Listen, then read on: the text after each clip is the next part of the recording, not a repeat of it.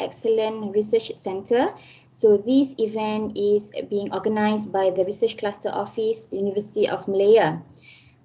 So basically, in the tentative program, we are supposed, before we proceed further with the main event, we are supposed to hear a few words from the coordinator of the research cluster, Prof. Dr. Saiful Anwar Karsani, but somehow he's not able to join us. And therefore, I would like to pass the baton to Associate Professor Dr. Juan Junching, the Deputy Dean of the Natural World Research Cluster, who will serve as the moderator for this event. So without further ado, the mic is yours, Dr. Juan. Thank you, Prof. Siti Nadia, for kind introductions. So first, very good mornings. I'm Dr. Juan from the Frontier of Natural World Research Clusters. I want to welcome every one of you this mornings, and especially to our 4 renowned speakers. Thank you very much for accepting our invitations. We have this what we call forum 2 days ago with others research clusters. You see the what called the frequencies, right? If after 2 days, then we have another forum with this another research center. The reason is because we want to promote the interdisciplinary research among our researcher, right? That's why we start with our research center, because this is also the voice of our researcher. So I want to say that your voice is heard, right? The normal comment is that I want to do this research, but I can't find anyone from others researcher from, for example, from economics. For example, you are from science, you want to run some project, you say you can't, unable to find some researcher in economics or social science. Vice versa, those from the social science or the economics, they want to run some project, they are unable to find researcher, right, in the science streams or engineering streams. So this is the opportunities. So because in the research centers, they host a lot of these very good, I can say, very active researcher in the research centers. So this is the opportunity for all our researchers in to have what we call networkings and also strengthens the collaboration among researchers. So without further ado, I would like to start what we call the sessions. For our first speakers, right, we'd like to invite Professor Dr. Haliza Awang. Before that, let me introduce her. Associate Professor Dr. Haliza Awang have her Bachelor of Science and Master from Northern Illinois University, USA, PhD from Macquarie University, Australia, formerly Associate Professor and Deputy Dean at the Faculties of Economics and Administrations. In her 30 years at the universities, Dr. Haliza was active in teaching, supervision, research consultancy activity. Her wide research interests cover education, women issue, household study, youth study, volunteerism, and also social protections. She has published widely in leading international and local journals. In 2009, the National Economic Advisory Council appointed her to provide input on social safety net in the implementations of the new economic models. In 2010, she was invited to brief the Kelantan state governments on the new economic models. She is the academic advisor to the PhD program in research methodology at Prince Songkla University, Thailand, a position held since 2008. A committee member of the Majid Tun Abdul Aziz Section 14 since 2008. She also the co-founder and deputy president of the Foundation of Education and Vocational Training of Women's Malaysia since 1999. So without further ado, I would like to invite Prof. Haliza to present Research Center. The floor is yours, Prof. Yeah. Hi, Assalamualaikum and good morning, everyone. First, I would like to thank the Research Cluster Office for inviting me to share the experience of our center, which is the Social Wellbeing Research Center. I have a few slides, so let me just start. Presenting my slide. We will do from here, yeah, from my office. Yeah. Just a couple of minutes.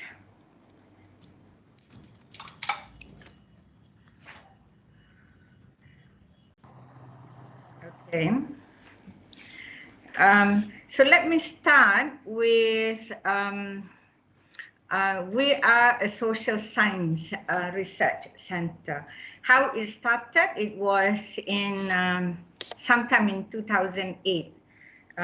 We have an endowment fund from the Employees Provident Fund, the EPF of Malaysia, who was interested to support research in social security and old age financial protection. So MOA was signed between EPF and in August 2008. Subsequently, a center called Social Security Research Center was established at the Faculty of Business, Administration and Accountancy, together with the chair in old age financial protection. Okay, so that's how the journey began. And then in March 2011, the center was moved to the Faculty of Economics and Administration.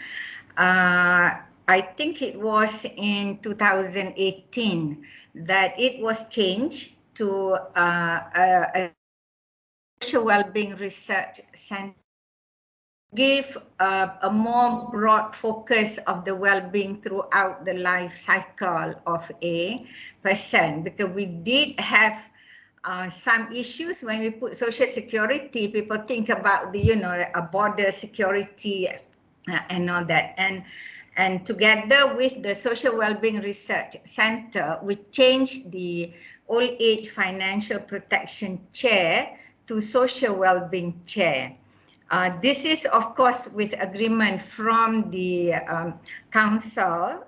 We are governed by the council, which is represented by and the EPF management. Yeah, and since January this year, the governance of SWRC is under the office of the Deputy Vice Chancellor of Research and Innovation. Okay. So we have our strategic thrust, of which the research excellence, capacity building, relevant policy input, because we do want to provide recommendations for policies and strategies to government, and we do social well-being advocacy and collaboration and partnership. Our two main flagship research projects that has been going on and will be going on for as long as we have the funding is, one is we have this longitudinal study, which is called Malaysia Aging and Retirement Survey, or MAS, which started wave 1 in 2018, and we are currently doing wave 2. Yeah, so this will be repeated because it's longitudinal, and it will be repeated every 3 years. So wave 3 planned to 2023. And then we have the second one is called Reference Budget for Malaysian Households. This is basically what our main sponsor or funder, the EPF, wants. It's a guide, and EPF calls it Belanjawanku. It's a guide for specific household spending on necessary items and on discretionary expenditure.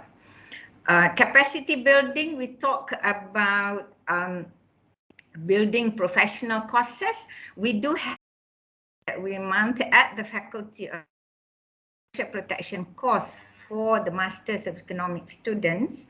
And we have professional courses certification, which we do jointly with EPF. And we also have a new partner that I will be talking shortly, which is SOCSO. And we also have a few short courses that are open to public as well as the EPF and SOCSO. As far as relevant policy input, the center, in particular, our director is in the committee of the technical committee or the working committee on the Malaysia Social Protection Council, MySPC, which was earlier chaired by Deputy Prime Minister, but I think it was, when it was first approved, it was chaired by the Prime Minister and then Deputy Prime Minister, and I think now it's chaired by one of the senior ministers.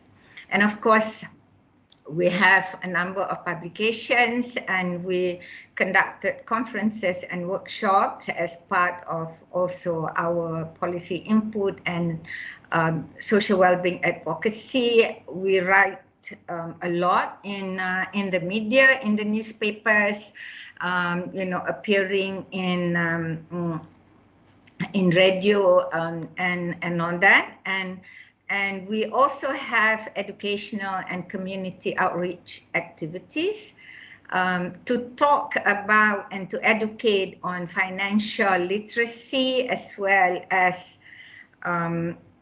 financial protection to university students and also to people in the communities. And we have a lot of national and international collaborations, which I will explain a little bit further. Okay, so if we see, the journey started with the, as I said earlier, endowment fund by the EPF. We established the Old Age Financial Protection Chair, establishment of the Center, Social Security Research Center. We had one conference in 2012, another international conference in 2014. We introduced the social protection course at the Faculty of Economics in 2014. And in 2015, we had an MOU with SOCSO, which is a social security organization, in 2015. And the social protection blueprint is part of the our director's involvement in the Malaysia Social Protection Council, and this was tabled at the Parliament in 2016.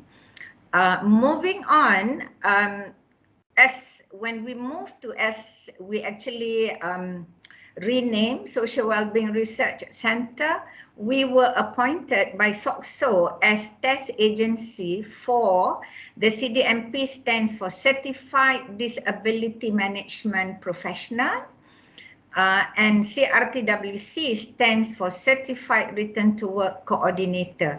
This is an internationally recognized professional certificate, which is under the International Disability Standards Management Council. The secretariat is in Canada at the National Institute for Disability Research and Management. So we are the only test agency in Southeast Asian region, basically to administer and to manage these two professional certificates to people involved in disability management. Thus far, we have conducted since 2017 until early this year, 2021. So it's about 300 over candidates, and the passing rate is about 50%. So since we took over, since we were appointed as test agency, we actually obtained access to the questions by the center in Canada, and together with SOCSO, we translated into BM as well. We have now expanded our services to Indonesia, and in the pipeline will be the Philippines and Vietnam and Thailand, who will take the exam, this professional certification through us. And as I said earlier, our director is in the working committee of the Malaysia Social Protection Council. And in 2018, our MARS, or the flagship project, the Malaysia Aging and Retirement Survey, we actually are conducting it with in collaboration with the Social Research Center at the University of Michigan. They gave us the, because the survey is done using computer-assisted personal interview, which is CAPI, and the University of Michigan has kindly contributed with over 100 laptops, and all the technical support are given by the University of Michigan. And I mentioned earlier that we have changed the chair to Social Wellbeing Chair and renamed the SWRC in 2018. Going forward, we are now in wave 2 of data collection. Despite the COVID, we are still working, having weekly meetings with the technical team in University of Michigan. And I will share afterwards that, you know, the importance of having a good networking and collaborators for development of the center. And the Belanjawanku, the reference budget that was requested by our funder, EPF, we started with Klang Valley. We have gone to all the cities in Malaysia. So what we are doing is we do a focus group discussion, we do price check on what would be a reasonable budget for like single people, for a married couple without children, married couple with 1 child, 2 children, the elderly couple, and, you know, and single parents. This is to help and guide them on the importance of spending, spending prudently, and the importance of having savings for emergency as well as saving for retirement. We are expanding our certified professional courses, and early this year in January, our VC signed a strategic partnership with SOCSO for the next 5 years. So SOCSO will be giving us funding. The EPF give us the endowment fund, which will last, you know, for the next 30, hopefully more than 20 or 30 years. What SOCSO is giving us is a yearly amount for the next 5 years to do collaborative work with them, to also in 3 areas, which is in capacity building to train their staff, in research, and in social well-being, in social protection advocacy. In 2021 also, we actually managed to have an MOU with ADB, which is the Asian Development Bank. Headquarters is in Manila. They will fund for our MARS Wave 2 data collection.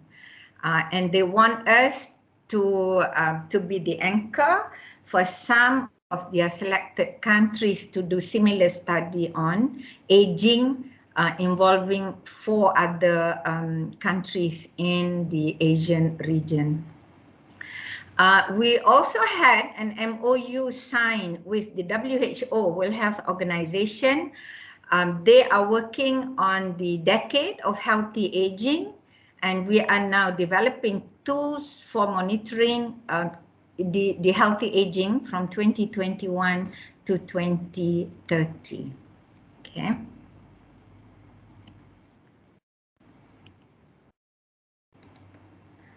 How come it's not moving?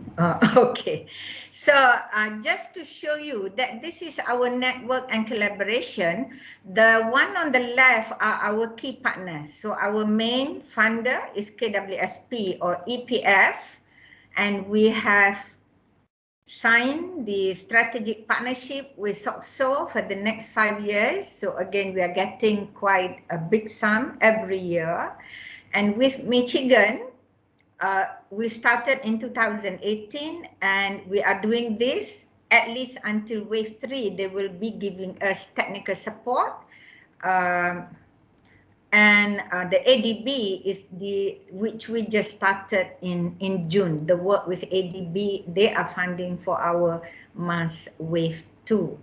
Okay, but the rest, we have a number of national, the LPPKN, or the Ministry of Women, the EPU, MOF, HiCoE is the Institute of Public Health, Jabatan Kebajikan Masyarakat, ICU, and all of this, Ministry of Human Resource is either to SWRC and through our director that we sit on different committees to particularly look at issues of social protection, aging, and related to these two main components.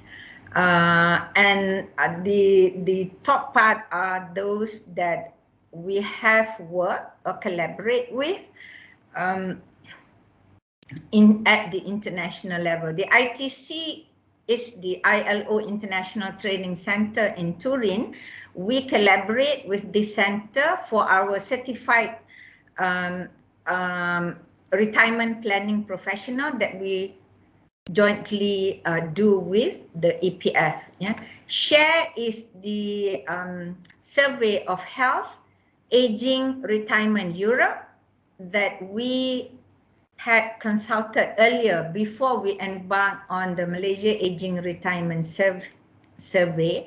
And just like the University of Michigan, they were doing the survey for the US under what is called HRS, the Health and Retirement Survey, since 1992. And RETI is where we actually had our consultant, our second shareholder from the University of Tokyo that conducted the Japanese study on aging and retirement. So this is our partners and collaborators. And I must say that we have been very fortunate. We have benefited a lot from the networking and the partnership. But I think more important is we have had 3 shareholders since the establishment of the center. We had a number of international visiting experts and researchers, and through them, one network leads to another. I give you an example that our second shareholder, who is Professor Robert Holzman, who was with the World Bank, and who is now the central bank chairman of the Austrian central bank. And through him that he connect us to the people who have been working on aging issues. And our third shareholder as well, Professor Naohiro Ogawa, who was in the University of Tokyo, who was part of the Japanese study on aging and retirement, who connected us to actually ADB, which led us to getting the funding from ADB for MAS 2. So to me, you know, the role of shareholders and the visiting experts, we had a number of distinguished visiting experts, and one network leads to another. The networking with University of Michigan had opened doors to us to be part of this group called a Gateway to Global Aging. The secretariat is at the University of Southern California, and under this Gateway to Global Aging, there are about 50 studies on aging and retirement. And through this, that we get connected to the National Institute of Aging, and we are now trying to actually apply some funding from the NIA. So the Gateway to Global Aging, the partners includes those who are doing, includes the JSTAR, the Japanese study, includes the Korean longitudinal study on aging, the SHARE, which is a survey on health and aging retirement Europe, the Indian study, CoLASI, a longitudinal study on aging in India, the UK. So the members there had helped us to actually develop further and improve our survey that was done in wave 1, and we have improved to include the impacts. For example, the impact of COVID and on social protection in our wave 2. Yeah, so we have benefited tremendously from these partnerships and the sharing and learning. And as I said, the domino effect continues. One thing leads to another in a very positive way. And in that respect, we had a lot of opportunities to expand our horizon, because we are also part of the Gateway to Global Aging actually had what is called harmonizing the harmonized data. So our mass data is being harmonized with these 50 other studies that will actually enable us to do cross-country comparison. We have not finished the harmonization part yet. We are at the end of it. We are working closely with the people in USC, which is the University of Southern California, to be able to harmonize. Means that every country will have a common measure of specific variables. Then we have what is unique to each particular country. So in that manner, we are sharing our uniqueness to other studies, and we are learning from other studies in their contextual, different aspects. Yeah? And we are working with other people who are interested in looking at our data. And since we are on the Gateway to Global Aging, we have received tremendous interest from scholars around the world to actually look at comparative work with other countries. Okay. Now, the challenges, being a social science center, we have been struggling to compete. We are not here to compete with the science, but we are always playing catch up. People are telling us that, oh, you are doing so much, but when we actually fill up the form to even, I can't remember, 2 years ago, I think we fill up a form to become the, Center of Research Excellence in the university. Our marks is far away from the cutoff point. So we don't know what else to do. In some areas, we have more than enough marks, but I suppose we are still lacking in the academic requirements. And I think this is our partners, not to say that they don't care about publications, but they are more they're more interested in us giving policy inputs. What recommendations can we give them? We are actively involving ourselves with different ministries and agencies, but that I think counts very little towards the academic requirements. We do not have as many researchers, and therefore we were not able to publish maybe as much as what the university requires. We do have staff turnover, and I think basically it's due to the contractual nature of service and the limited career path for researchers in research centers. I don't know about the other centers, but as far as our center is concerned, none of the posts is permanent. It's all on contractual basis. So with that, I think I will end my talk, and I actually would like to invite, as mentioned in the opening remarks just now, that we do want to promote interdisciplinary. Our Malaysian Aging and Retirement Survey, we have researchers from the medical faculty because we have the components of psychosocial health, and we have physical measurements. So even people from the science or the health sciences are welcome to join us.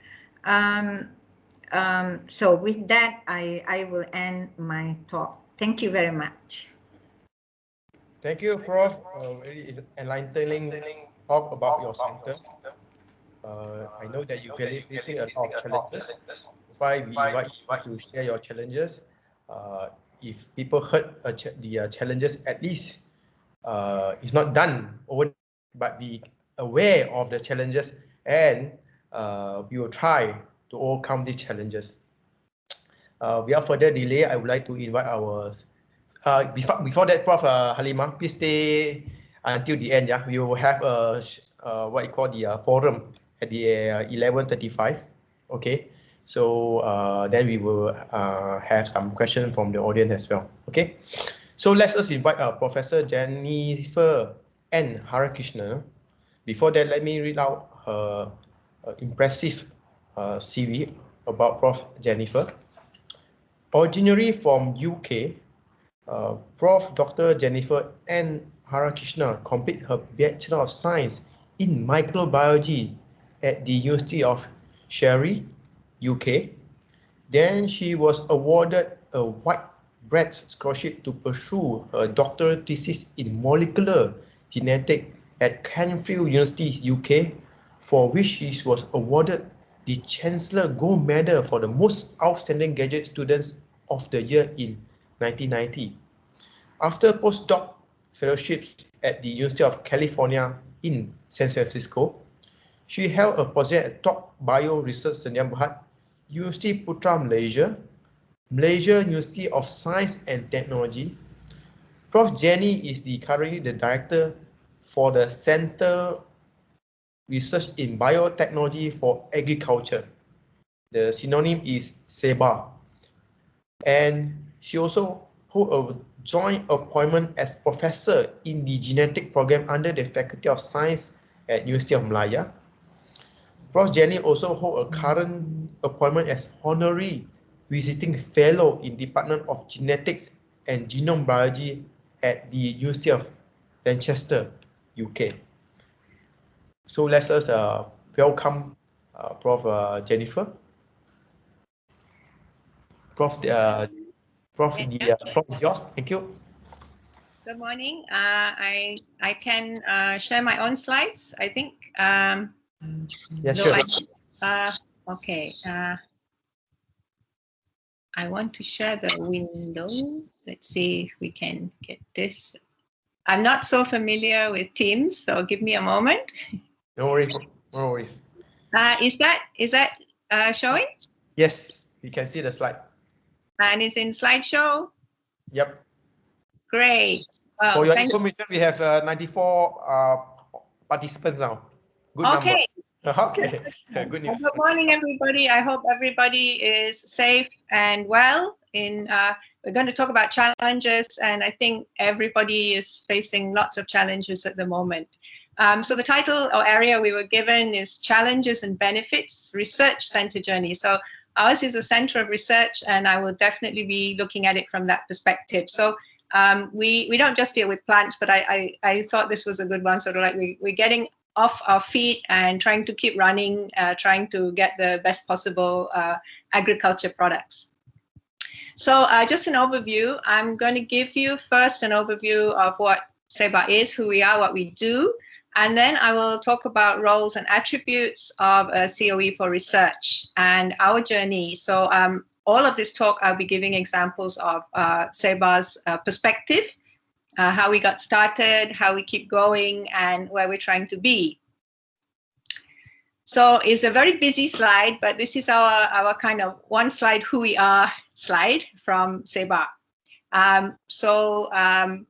Biosecurity, biosafety for tropical agricultural bioeconomy. There's loads of stuff in there, but basically we are people who look at the biotech area with potential for applications in agriculture. And here comes one of our first challenges. Everybody always thinks we are specialists in agriculture. No, we are specialists in biotechnology that can be applied in agriculture. And most of us are pretty upstream. We are molecular biologists, geneticists, biotechnologists. We are not people who are farming, and we have to work with farmers and industry. So that is one of our first challenges. And we can place our research into two main spheres, the agri-biotech, and with that comes the biosafety and biosecurity. They're very closely linked, and that was why we have chosen to specialize in this area as well. And in fact, we're in the process of hopefully starting a master's in biosecurity in agriculture next year. So we were formed in 2005. That was before I joined So our pioneering directors were Professor Yasmin, who many of you will know. And then after her, Professor Nozulani was the director. And then after her, I took over in around 2009. So I joined university as an academic staff in Faculty of Science, and I still hold that position in Faculty of Science. So when SEBA started, the idea was that Universiti Malaya doesn't have a program focusing on agriculture. And the historic reason for that is what used to be the agriculture division of University of Malaya was deemed such an important area for the country that they decided to have a whole University Pertanian, now University Putra. And that was what happened to our original Faculty of Agriculture from University of Malaya. But because it is such an important topic, there are many people in the university who work on technology that can be used in agriculture. And the idea of forming SEBA was that this would give a focus point for people from different faculties and different departments to get together and work within this thrust area. And it was identified in the 9th Malaysian Plan and the National Biotech Policy. And you'll see now with the new Ministry National Agriculture Policy 2 coming out that this whole area of agri-biotech and technologies for agriculture is deemed to be really important for not just Malaysia, but for the whole world. It underpins food security, sustainability, and also overlaps with problems associated with climate change. So our current vision and mission, and we review this from time to time, but when recently changed its vision and mission, we thought we better upgrade ours as well. So this is to line up with that of the university. We want to be world-class research center for ag-biotech and advancing a sustainable bioeconomy. And we want to do that through impactful research, quality education, and effective engagement. Now you will see a big team. When we started, SEBA was a center in name. It didn't have labs. It had one office. It didn't have any staff. And everybody who was a member was a faculty member somewhere in the university. So that's how we started. Even when I joined in 2009, we were still in that state. The only difference was we had one research officer, and I think we had one lab at that point when I joined. And since then, we have expanded to manage several laboratories. We're not all in one place because people say, where are we? Our office is in IPPP, and we do have a couple of labs there, but we have labs in IAS, HIR, and so forth. And we also manage the greenhouse, which you will see a little bit later on, which you might have driven past on the way to, down to IPPP. So from starting with around, I think 8 or 9 PIs, all of whom were from Faculty of Science initially, all of whom had our own research grants and were working in existing laboratories in the university that were just where we did our research. We were SEBA, and we started like that. So we didn't start with a lot. And over the time, we have expanded. We now have 12 principal investigators, and 7 of these are senior lecturers who belong to SEBA. They don't belong to faculty. The rest of principal investigators, associate members, are faculty members in the university, and that includes myself. And we also have at the moment 5 postdocs, 3 research officers. So we expanded from 1 to 2. And the reason we have 3 is because one of our research officers is doing her PhD at the moment. So she's not really able to help us much. So we've borrowed another. So we technically have 3, but 2 operational. 1 assistant science officer who joined us to help out, especially with the greenhouse.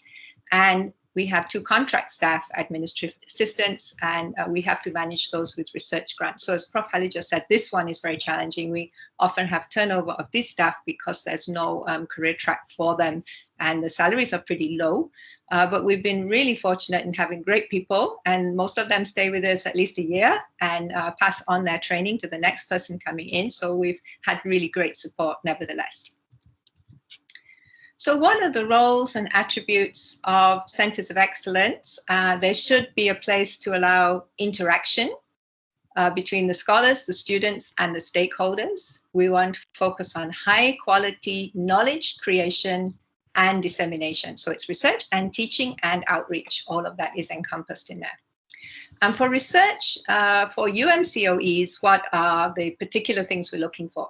So usually they're going to be interdisciplinary. They don't use staff really only from one faculty. So many of our associate and adjunct members are from other faculties. But we must have a clear focus towards an area that needs research. So there needs to be new knowledge and usually some kind of problem solving. So we have to be clearly focused, but we also have to be flexible. This is another challenge because you can't say, oh, we're going to do this. This is what we love to do, but nobody wants to fund that. We have to look at what is fundable, what are the problems that need solving, and that we qualify as stakeholders to come in and help with. So this is one of our challenges as well. And all of that requires a few things underlying it. We need the correct people and processes and structure. We need metrics, we need financial support, and we need institutional support. So there's a lot of things going into the recipe. I'm going to start with what I consider to be the very most important of all, which is the people. The only reason that SEBA has survived and grown and continues to be here is because of our people.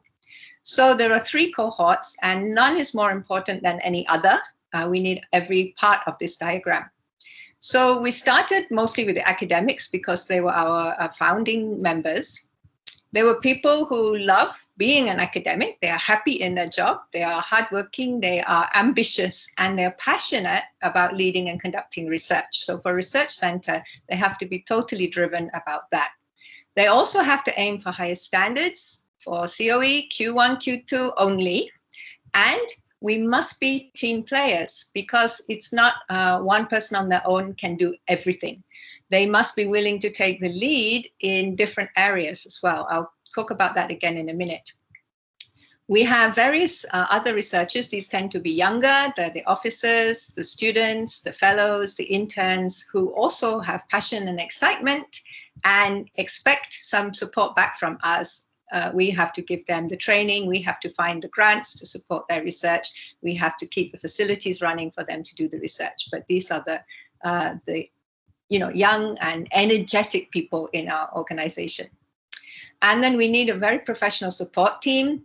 They are not just part of the team. They have to keep everything running. We have a huge amount of administrative work and maintenance work and auditing and collecting metrics and filling in reports and forms and keeping everything running on time, which we rely on these people to remind us to do and to support us in those actions. So you need a great team. you need to be organized. So we are under the Deputy Vice Chancellor, Research and Innovation. I have a Deputy Director who is also a fantastic support to me, who helps me and acts as Director when I'm elsewhere. We have our 7 senior lecturers, one of whom is our Deputy Director. And then these are other faculty members, and we have associate members. So these come from Faculty of Science, Center Foundation, Faculty of Arts and Social Science, Faculty of Engineering, and Institute for Advanced Studies. So this gives us some breadth in others. We also work with people also from Faculty of Law and other places too, but they are not our members, but they collaborate on projects. At the moment, we have 5 postdoctoral fellows, and one of those is a lecturer from UMT who is attached to us as a postdoc. Our 3 research officers and our assistant science officer and our admin staff, Shafika and Diana, who are really great.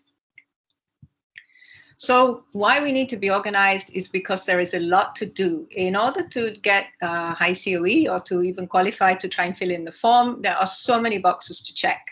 And the only way to do that is to be very organized about how we get the different aspects completed. So, of course, for academic staff, they have their teaching and learning. Many of them are faculty members and lecturing, and those who are our SEBA faculty members also help in Faculty of Science and will soon be teaching our own master's program. We have many students. We focus a lot on our internationalization and networking and recognition and professional services. So these are all the seminars, workshops, reviewing, editing, consultancy, anything and everything we can do, which helps to make us visible and helps to network us with national and international community. Of course, key is publications and grant seeking to support those publications. And then under that, we also have to manage our quality management, human resources, finance, laboratory management. We are very experimental heavy. There's a lot of facilities to maintain and look after and to be audited, and public relations. These are the areas that our various groups are working in, and some of the groups that we collaborate with. And just now, as mentioned, how important those international collaborations are. How do we find them? Mostly, we can just email them. Our one with ICGB started that way. I wanted to do a proposal for ICGB, so I just looked for a researcher there who was doing something similar, and I wrote to her. We became pen pals. We submitted several proposals, which failed. Finally, we got a fellowship for one of our students from UM to be based there. And since then, I've been invited to go there and give talks. And so this is a long and takes a lot of energy, but these are the processes. And then when I went to India to give the talk, I met a lot of other people, including someone from University of Dundee. That ended up with us having a Newton Fellowship held by our Deputy Director.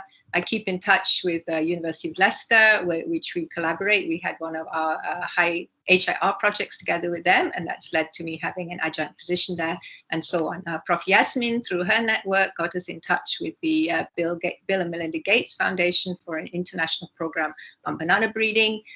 We supervise students from Sime Darby, and then they become our co-researchers, and so on. So it's all through many of our academic staff reaching out into those networks, people they meet at meetings, people they just write to because they're interested in the research, and offer to collaborate on projects, and slowly it builds up. It takes a lot of work, and we never stop because it's, you need to just keep going on that. You can't ever stop. And then once you are doing this, you also have to keep track of what you're doing. So these are our kind of center KPIs for every year, which is falls into these 5 broad categories. And we have to not only achieve or tick all of these boxes, but we have to have evidence and keep track of all of those. So that's a lot of work too. And the real challenge for us has been our continued attempts to get HiCoE status. Very frustrating because the instrument for HiCoE changes almost every time, and it's a black box. You have to put in the numbers and see your score, and then adjust your numbers and see your score. And there are so many boxes to tick. So whilst you can have a minimum of 5 people, it's very hard to find 5 people who can tick all the boxes A to H. And I was just watching the gymnastics. I think it's like the team gymnastics event. You may have somebody who's fantastic on the vault, but useless on the bars. And so you have to end up having many people in your team to get enough points in all of these scores. But once somebody's in your team, their score counts for every category. So they're going to drag your score down. So it's tremendously difficult. And I really, really admire those who've managed to get high CoE because I know how tough it is. Nevertheless, we do get qualifying scores, but just not so far quite good enough. The other tough thing, anybody going for high CoE, is they're really strict about your scope. Now, we have a lot of associate members who get tons of papers a year. Maybe they get 10 or 20 papers a year, but only 2 is related to biotech. So for high CoE, only that 2 is counted. They may have many other research grants, for example, for curriculum development, but that wouldn't count because that's not biotech for agriculture.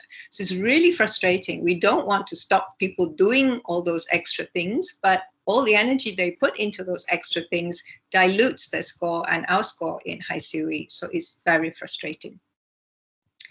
So we do lots of planning. We have I put ourselves into 4 teams.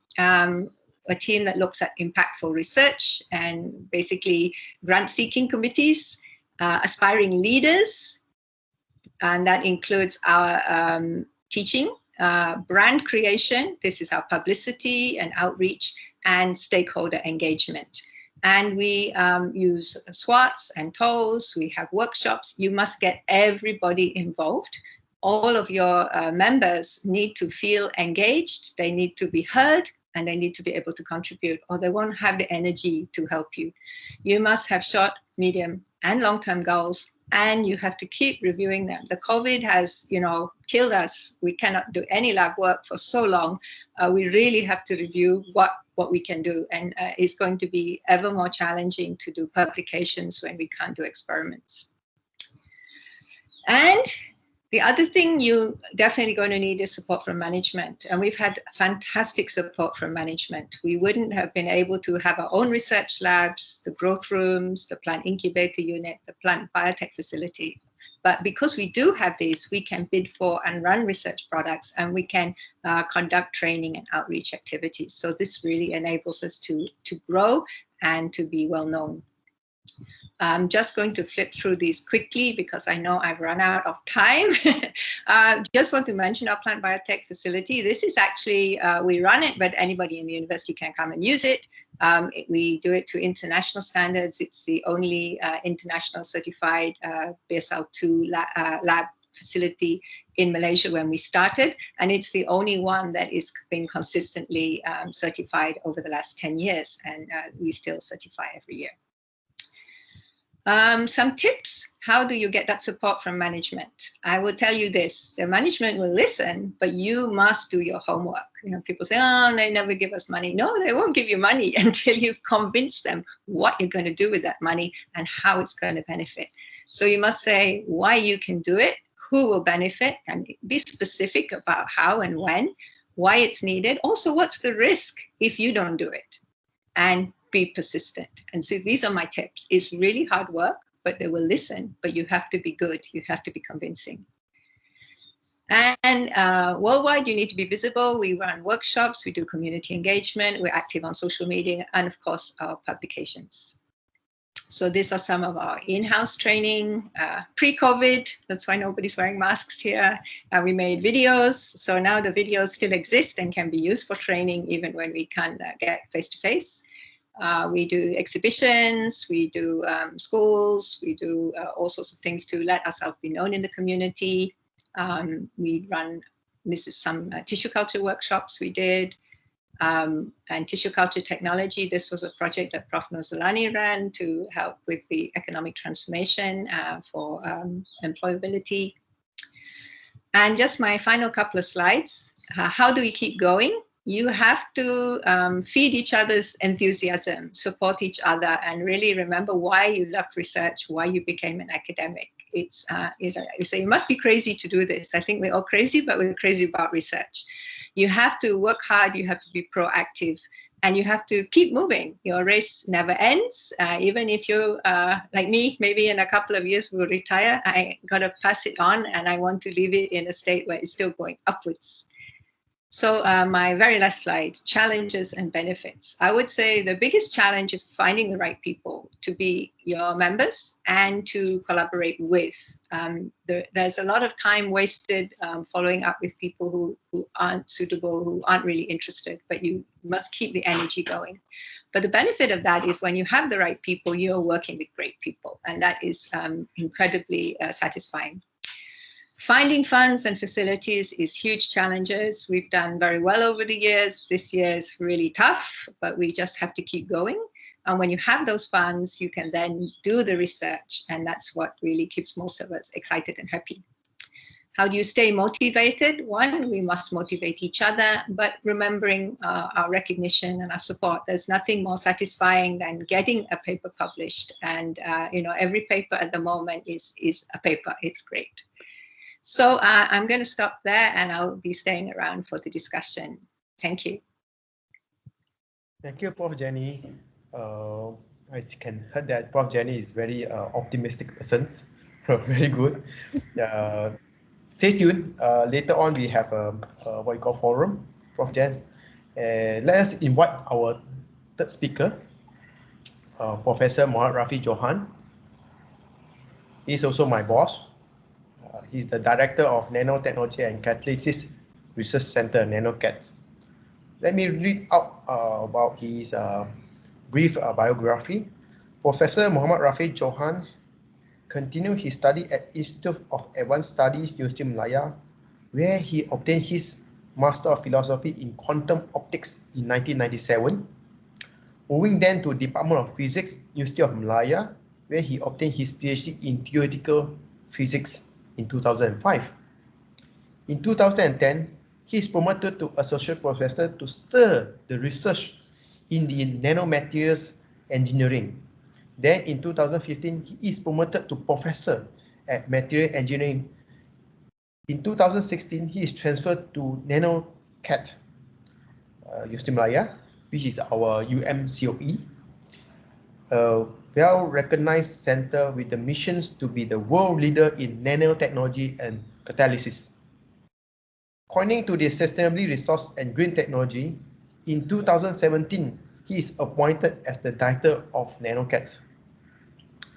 Personally, I think Prof. Rafi is a very, what we call a very friendly leader, right?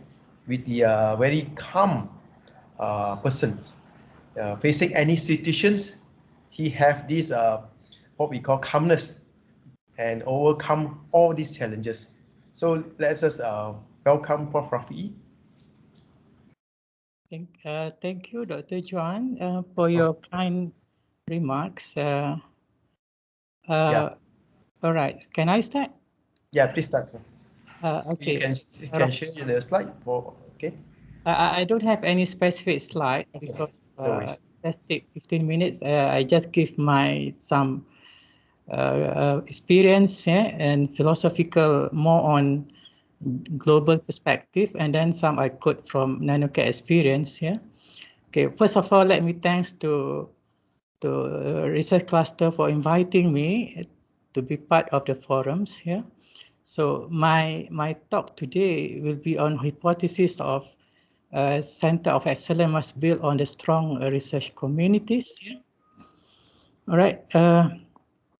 So as a background here, many countries are pursuing a policy of setting up Center of Research Excellence within university or inter-university center or standalone institutes. Yeah, as a part of strategy to improve not just research, but also teaching and innovation. From my experience, when I was in engineering faculty, I create initiatives to have research groups here within the departments of the faculty, nanomaterial engineering research groups. Yeah, and beside that, in the university, Malaya itself, there are many research centers, NanoCat as part, SEBA as well. And outside university, we have HiCoE. Yeah, so this is the trends, yeah, of the Center of Excellence. So for the country to have this kind of Center of Excellence, they must have a strong science systems, yeah, and education systems, as well as excellent universities and research. Yeah. Without that, trying to impose Center of Excellence as a policy measure might be backfired. Yeah, and Malaysia is a very lucky because we have a very strong science systems. Yeah, so we need to have, we need to have a develop a scientific research climate and research innovation ecosystem for a certain period of time. Then we try to build excellence. Yeah? Only then we'll be able to reap the benefits. Yeah. So, for example, if you don't have a very good eco research, yeah, how you going to get the benefit for that? Looks like if you want to plant a paddy, for example, you must have a very good weather systems, water systems, and your paddy will grow. Yeah, so that's similar to the research as well. Yeah. So, for example, if the country doesn't have a worthwhile scientific community or research community, so if the country doesn't publishing science or not publishing research, so the purpose to have a Center of Excellence will remain a kind of oasis. Yeah, in desert, for example, so we have oasis, so the surrounding is not support. The center, then the center at the end of the day will end itself. Yeah. So I took example from India experience here. India, I have many friends from India. They successfully set up a number of centers of excellence here, either in science or technology or social research. Yeah. So while they are sponsored by science-oriented ministries, yeah, most of the centers of excellence are based at specialized academic research institute like IIT or Indian Institute for Science here in Bangalore. Yeah. So while India doesn't spend as much on R&D as many industry advanced countries, but the money has provided by the government, yeah, has been a long-term financial support for the centers, which is important for continuity. So this is important, yeah. The support from the government and from the university itself, yeah, to the research center. All right, so because why modern science is a very capital intensive, yeah. So to do research is a very capital cost, yeah. So even if you get to the professional level, yeah, you are very top ranking scientist, you need to constantly pump in money. Yeah. So if you don't have this support, yeah, then the research will not grow. Yeah. So if you compare, for example, India, yeah, despite a lack of infrastructure compared to European public universities, some India Center of Excellence are on par with top universities, yeah, like Oxford, Cambridge, yeah, London School of Economics. Yeah. So we can learn from these examples, yeah, where our research center can be on par of top advanced countries, yeah, by using the same methods. Yeah. So then the other one is professionalizing research. Yeah. So professionalizing and institutionalization research is important to building a research community. Yeah. So the intellectual culture and professional culture, which was centered on the research leader, wasn't able to become institutionalized over a period of time. Yeah. So when the leaders left, so those excellence centers started crumbling. However, if you look at Cambridge, yeah, or MIT, Massachusetts Institute of Technology. For example, Cambridge, they have Cavendish laboratories. Yeah, so they produce more than a dozen Nobel laureates. So individual allied scientists become unimportant, and the system is very important. Yeah, no matter what happened when the top scientists left, so the system continue to maintain that excellence. Yeah, so that's why when I was appointed a director of NanoCats, so what is the first thing that I do is to make sure that the system is in place. Yeah, everybody has their own role and tasks, yeah, to perform their job functions. Yeah, so therefore, if I left, then the NanoCat will still continue. Yeah, to further growth. Yeah. So this center of excellence, it can be based either in fundamental science or can be on applied science. Yeah, can be in social science, but the goal must be clear. Yeah, so the university-based center are not specifically directed to promote technological innovation or university industry relation or transfer knowledge, yeah, to create new firms, but also to strengthen research quality in particular spheres. Yeah, so the goal, it can be a long term, yeah, it can be a medium term, and it can be short term.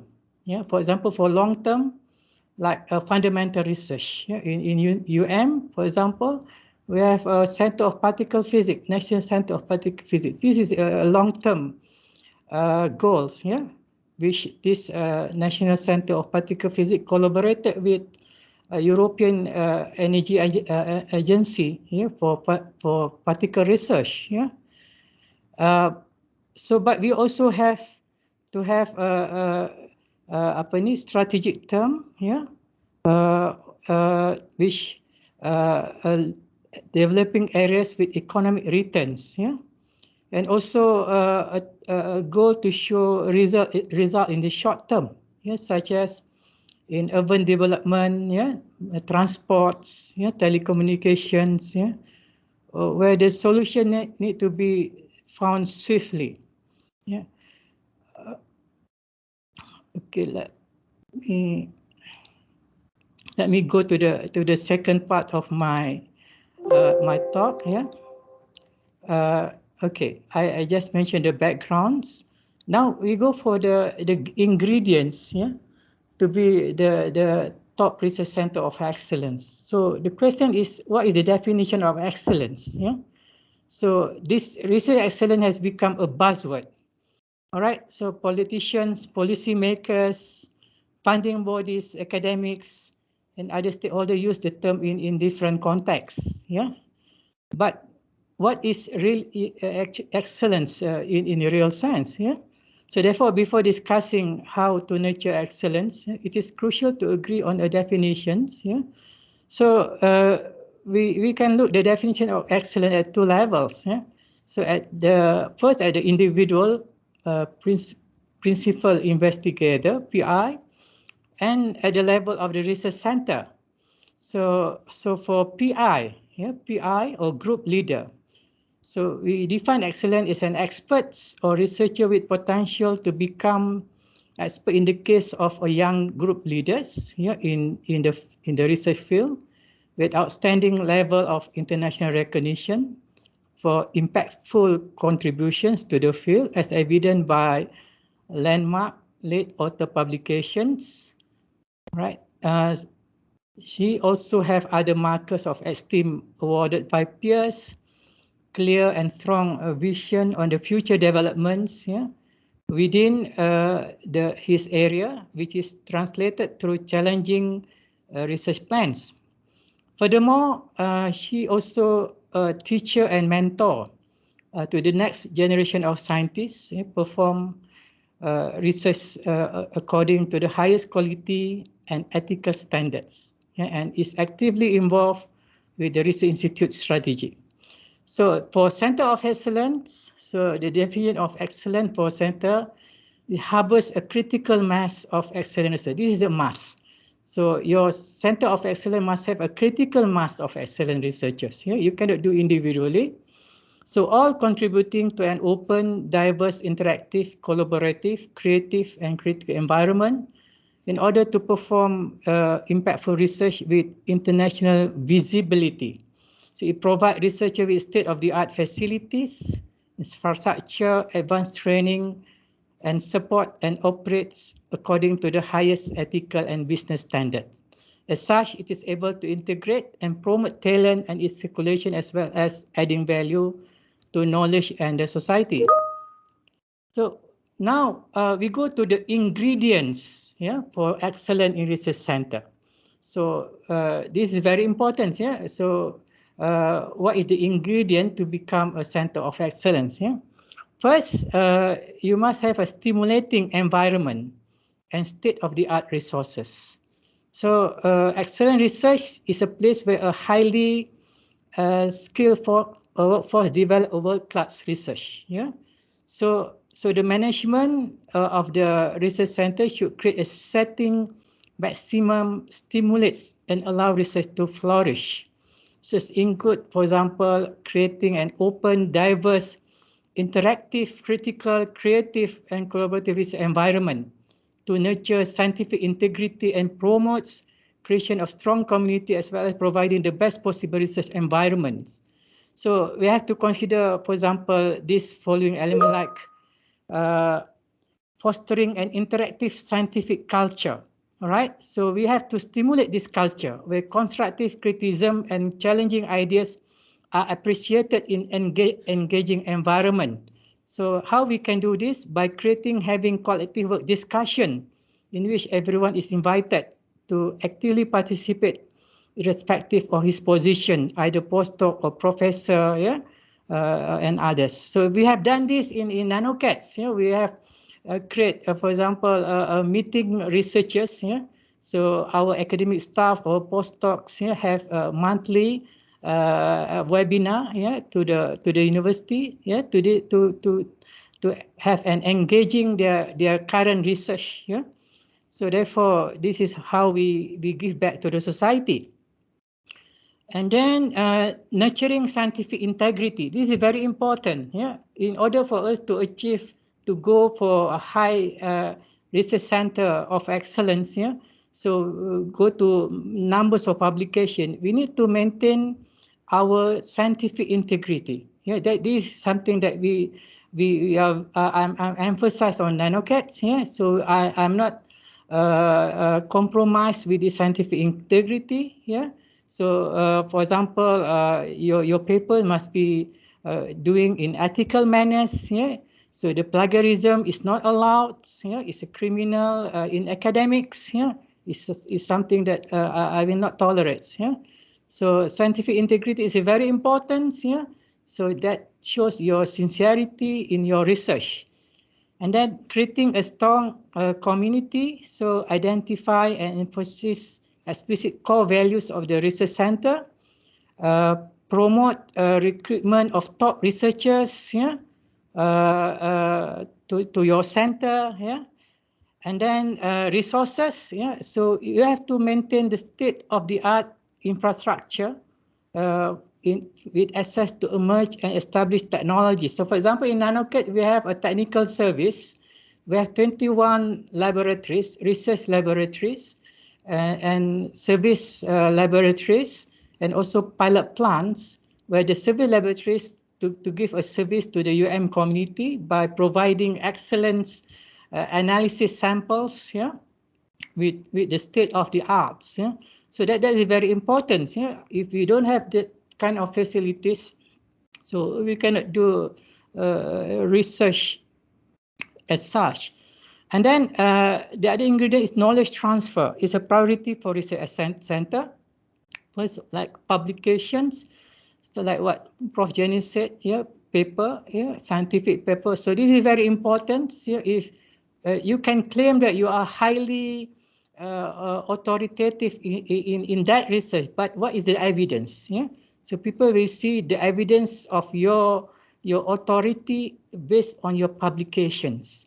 Right, so in NanoCat, so we managed to publish, yeah, annually more than 150 papers per year with a number of academic staff around 13. So roughly in average monthly, every staff publish at least one, one paper, more than one papers. So the paper per staff ratio is very high for NanoCat. So even during COVID, we still able to publish that paper. So that shows that the resilience is there, when you hire the right staff, in your research center, as well as for technology transfer and so on. And then the third ingredient is communication with policymakers. So we need to have a foster dynamic dialogue with policymakers, either at the national level or the international level. And also we communicate with society at large. So this is important. We give back our experience, our knowledge to the society. So therefore the society is able to get the benefits from our knowledge. And then human resources. So science is critically dependent on people. Having the right person at the right position and keeping all the employees and collaborators motivated should be a major focus for the research institution. So this is very important. And then for the career development, so if your research center, your staff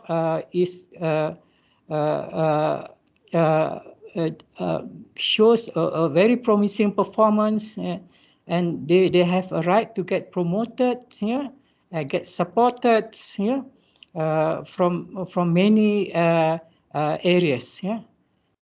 All right, and then assessing of your research center, it should be your research center must be open to be accessed, as well as the individual academic staff.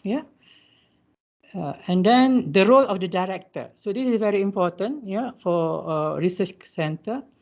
So the director should make the promotion of excellence and quality focus of intention and take active role by setting a philosophy, strategy for excellence and quality that should be a dynamic and realistic. So the first task that I did when I was appointed as a director is I did a workshop, Hala 7, Bengkel Strategic, Hala 7, 2021. So what is the direction of NanoCats within these 2 years? So we need to show that the goal and the direction is very clear to all the members.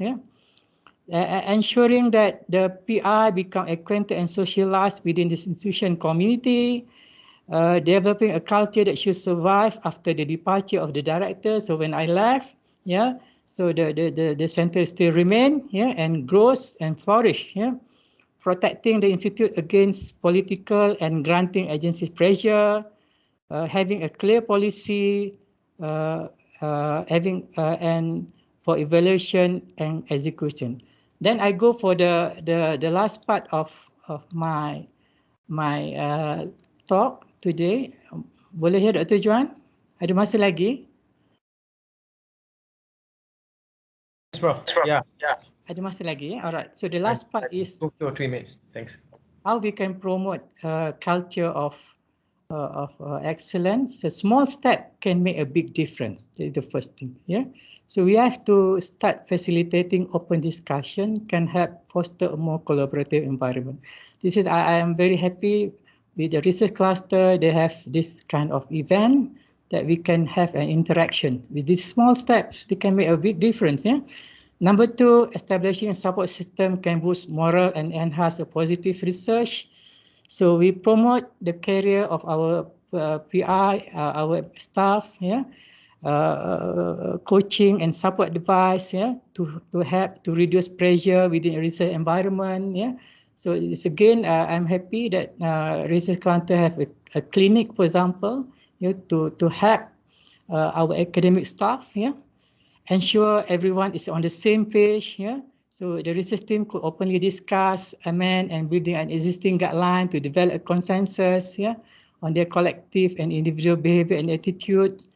So research culture cafe are an excellent way to share best practice, encourage researchers and support staff to find time and space to meet the share idea on experiment. When I was in Cambridge as a visiting scientist, 2010, so the culture is here. When at 10 o'clock in the morning, everybody will go down to the cafe and talk everything but research. Yeah.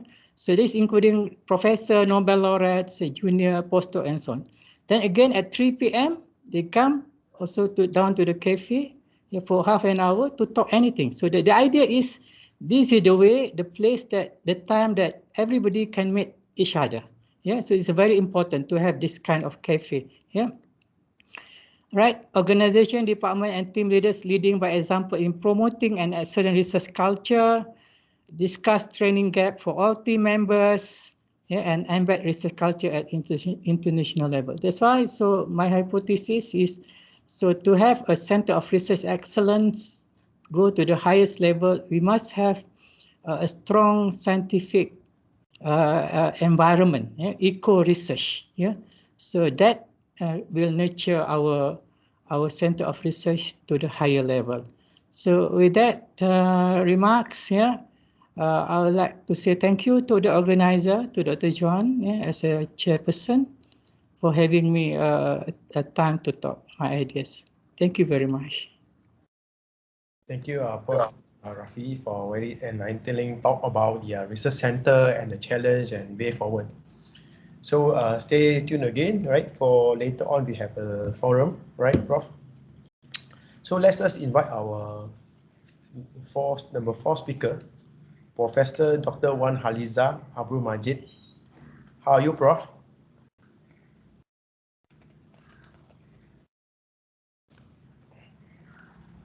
Professor Dr. Juan Haliza Abdul Majid is a professor at the Department of Physics and head of Low Dimensional Materials Research Center, Ldmrc. She obtained her PhD in Material Science from Universities of Sheffield, UK.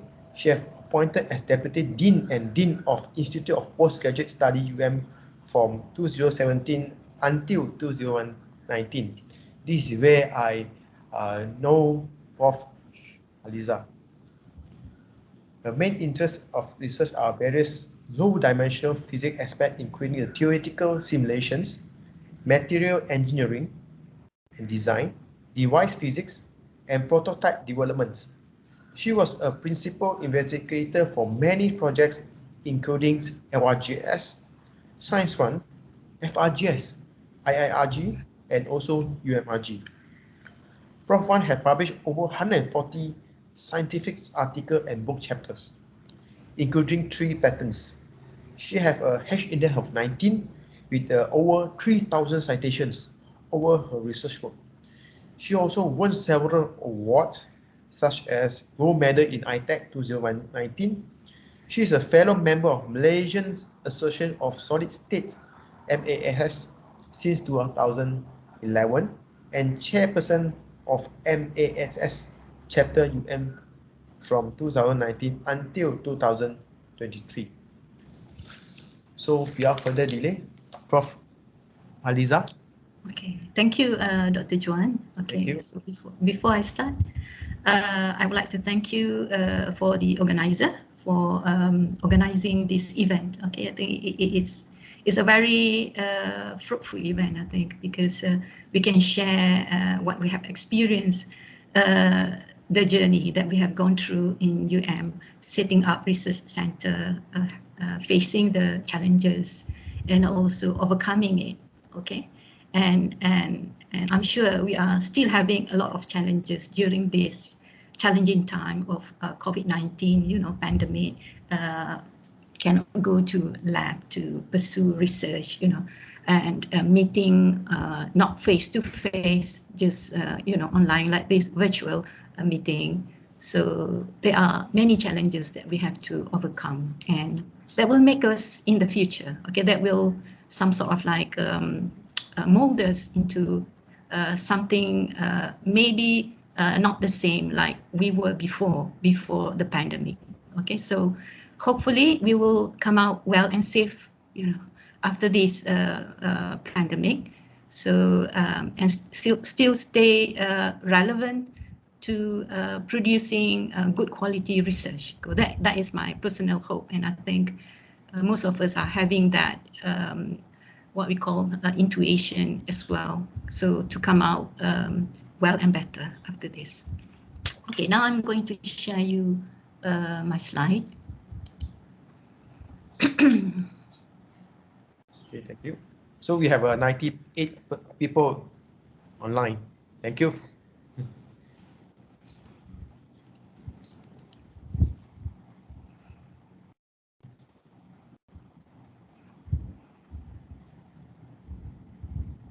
Okay, so can you see my slide? Yes, Prof. Now we have already have more than 100 people online, Prof. Right. Okay. Right. How do you see my slide? Is it in one page? Because I see it. Yeah, the introductions of Low Dimensional Material Research Center. Right. Okay. You see in one page, or you see it in many slides? No, one page. One page. Okay. Yeah. Right. Thank you very much. Okay. So yeah, because when I was invited to do this, I was in a very challenging stage of my personal life. Okay. So it is a bit difficult actually to agree to do this at that time, but I have come out from that state because my mother was ill at that time, so I have to take care of her to get what we call get to hospital and things like that, and she passed away on the 5th of July. So now I'm moving forward from that. Okay, it's a part of things that we have to go through in our life. Okay, so I would like to introduce to Research Center, Low Dimensional Material Research Center, which is faculty research center actually, and it's not yet being upgraded to University Center of Excellence. Okay. Okay, so I'm not going to focus on philosophy of research center excellence because I heard just now Prof just now has already engaged in that in depth. Okay, so I'm more in showing the action that we did. Okay, the action that we did to raise our research center to some sort of excellent level. Okay, so that is my focus now. Right? Okay, so right. So our University of Malaya has already some sort of like revised our mission and also vision. Okay, so we already redefine ourselves in terms of vision and mission. Okay, our vision, our university vision now is to be a good university impacting the world. Okay, a good university, a global university which can impact the world. Okay, and the mission is to pushing the boundaries of knowledge and nurturing output. Okay. And then we have our core values, university values, which is known as POISE. Okay, which is known as POISE. I think most of us know about this. Okay, I'm having a problem now because my slide is in a grid level, so I have to adjust because I cannot see the. Let me check how to.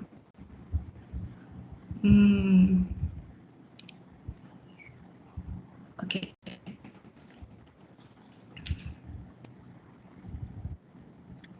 I have to, because it's too small, I cannot really see. If you want the organizer to share your slide? Yes, yes, please. Make it bigger because this is small, right? I cannot really, yeah, okay.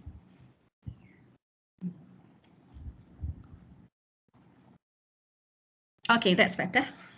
Yeah, yes, you can see better now. Right, okay. Thank you very much. Okay, thank you very much. Okay, so our university core values, which is passion, oneness, integrity, sincerity, empathy, has always been with us at the Ldmrc. We always carried these poised core values since we were formed.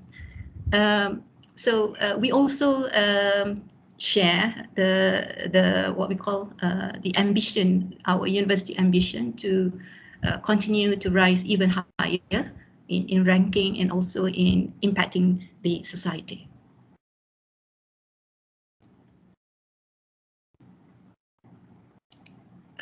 Okay, right. Okay, our objective, our research center objective is to carry out quality research and produce scientific knowledge and new technology for low-dimensional material, which I will describe later on. What do we mean by low-dimensional materials? Our vision is to become a leading research center, okay, in line with what university wants us to be at the international level in research, innovation, and also scientific publication. So we will focus on low-dimensional material research. And then the third mission is to compete in the global ranking through the discovery of new phenomena, potential application of low-dimensional materials. The objective is for us to give impact to society to improve modern world technology. So we carry with us our poised value. So this is our milestone, Ldmrc Milestone. We start around 1980. So we start actually as a teaching lab, actually, solid state physics teaching lab, and then we form a group of lecturers in that teaching lab to form a solid state physics group. Okay, there were maybe about 8 members at that time. Okay. Then we upgrade ourselves to a research center, and we name ourselves as low-dimensional material research centers. Okay, so we explain to you why we name ourselves as low-dimensional material research center, and now we are in the process of applying for becoming a center of excellence status. So we are having several challenges in doing this. Like Prof. Jenny has already mentioned, there are so many challenges that you need to overcome in order for us to be able to recognize as a center of excellence, right? And we also have the intention of turning ourselves into high CoE, but we will be practical in this, looking at the challenges that we have and also chart our journey according to the scenario that is happening around us. So before I introduce my center, Low Dimensional Material Research Center, or not my center actually, our group center, Low Dimensional Materials. So Low Dimensional Material is research center is actually faculty based initially, and then it's already been part under research portfolio now. Okay. So when we talk about materials, right? Normally it exists in bulk. Okay. So, but if we can reduce the dimensions of the bulk, okay, then we can actually change the characteristics. So we can change the physical, chemical characteristic. Okay, so it will not be the properties of that material will no longer behaving like the properties of the bulk. So it will change to a different and novel kind of properties. So when we reduce the size, so there will be novel electrical, mechanical, chemical, magnetic, and also optical properties that can be introduced to the material. Okay. So as we reduce the size, the structure will change, and we can name the structure as low-dimensional structure or system. Okay, so sometimes low-dimensional structures are preferably called as nanostructures. Right? So in physics, when we talk about particles, usually we refer them as electrons or holes. Okay, so we can confine these electrons and holes to low dimensional structures. So when we do this, behavior of that structures will depend mostly on the size. Okay, so we call that as manifestation of size effects. Okay, or sometimes it is known as quantum size effects. Okay, so nanostructures is actually a bridge between molecules and bulk materials. Okay, so if we can control the properties and response of these nanostructures, we can actually develop new device and technologies. So that is what we are aiming for at Ldmrc. Our activities focus on synthesize, characterization, exploitation of nanostructures materials, and the classification of these nanostructures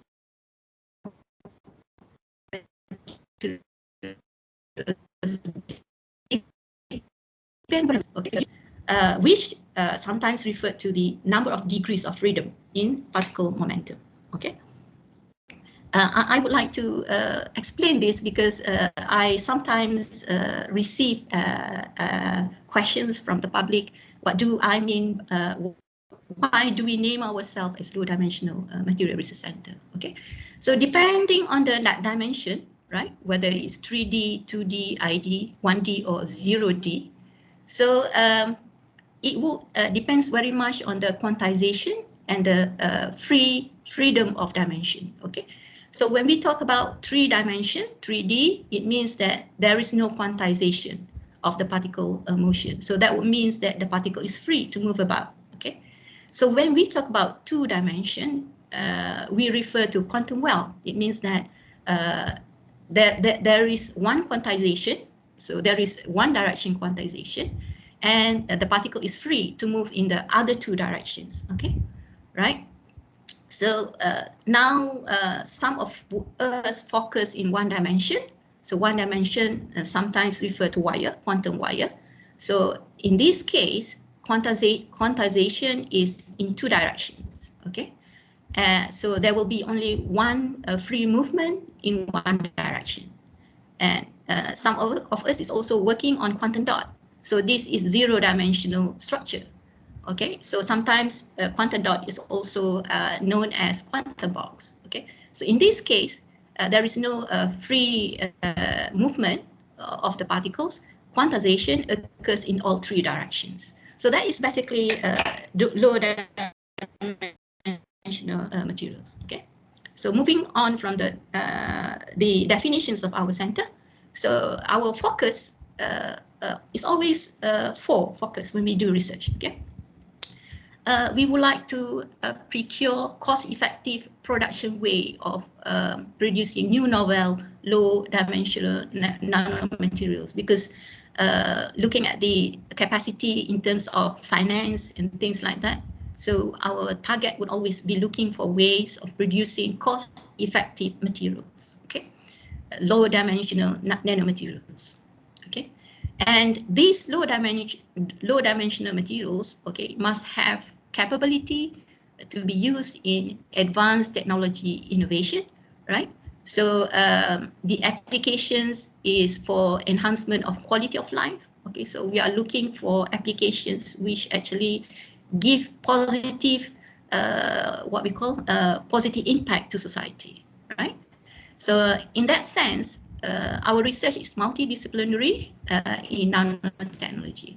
So the main thrust area in Ldmrc is inorganic low-dimensional thin films and nanostructures such as silicon, carbide, trinitrides, metal oxide.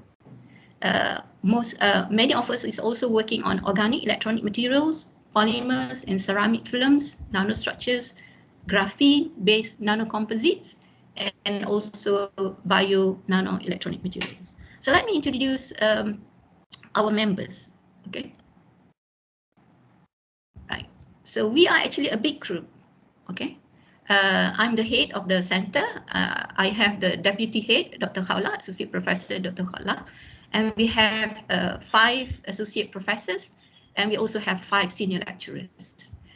In terms of management and professional staff, we have research officer, 1 research officer, Dr. Arif. We have a science officer, Juan Aidahani, and also Puan Nurul Hidayah. So these are our members at Ldmrc.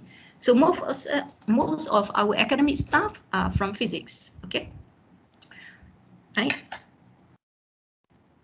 The trust area of our research, the first trust area is nitrite, which is headed by Associate Professor Dr. Suhaimi. And then we have chemical vapor deposited silicon, carbon base, headed by Dr. Goh. We have Dr. Chu heading semiconductor magnetic nanostructures. Me, myself, is heading trust area of organic hybrid electronic materials and applications. Dr. Khawla, solar photovoltaic materials, and Dr. Salvi is on polymers and ceramic films and nanostructures.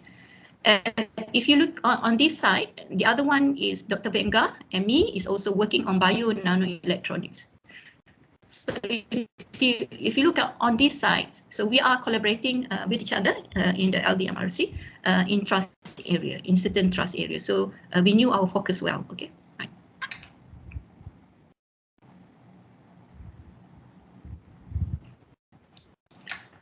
So one of the activities that we do in Ldmrc is synthesize and characterization. So we synthesize using physical method and also chemical method.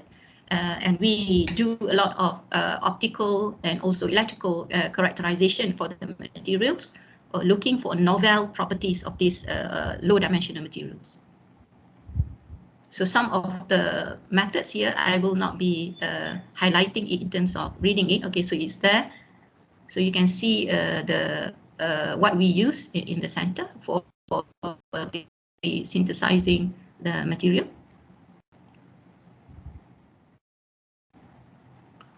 I will run quickly some of the research profile of our members, because one of the idea of this session is to introduce the center. So I will run quickly. So myself is working, this is some of the research that we did. This is not the only research that we did, okay? Because we will not have enough time to explain everything. So I'm also working on biomarkers and biosensors for zinc oxide quantum dots. Dr. Khawla is working on some of her research area is focusing on stability degradation issues in organic solar cells. So this is to bioprofiler, Associate Professor Dr. Vengadesh is working on it currently. And he has collaboration from United Kingdom. Associate Professor Dr. Woon, design on organic optoelectronic molecules and devices, okay. Computation, big data, artificial intelligence. Associate Professor Dr. Suhaimi just now is working on 3-nitride-based semiconductor. So if you are interested in this work, we have MOCVD to form the semiconductor, 3-nitride semiconductor. So the only MOCVD in this region, in this Klang Valley, only I think 3 or 4 universities having these facilities. Dr. Goh, Associate Professor Dr. Goh is also working on improvement of perovskite with titanium dioxide nanoparticles for ReRAM device. Dr. Azu Laini is working on organic composite organic photo detector. So this is part of her results that she has obtained in the research. Dr. Zarina is working on optical and photocatalytic properties. Some of the people in NanoCat is also working on this, so maybe some collaboration can be done if possible for the researchers. Dr. Tamir Selvi is working on smart polymers and nanocomposites. So Dr. Tamir Selvi has been my postdoc for some time, and we are working on this previously. Now she's a lecturer in physics department, so we've been working on this area I think maybe more than 10 years already. So we have a good output in terms of publications. Dr. Richard is working on enhanced self-cleaning properties. Okay, it's too small that I cannot read. So super hydrophobic carbon nitride nanostructures.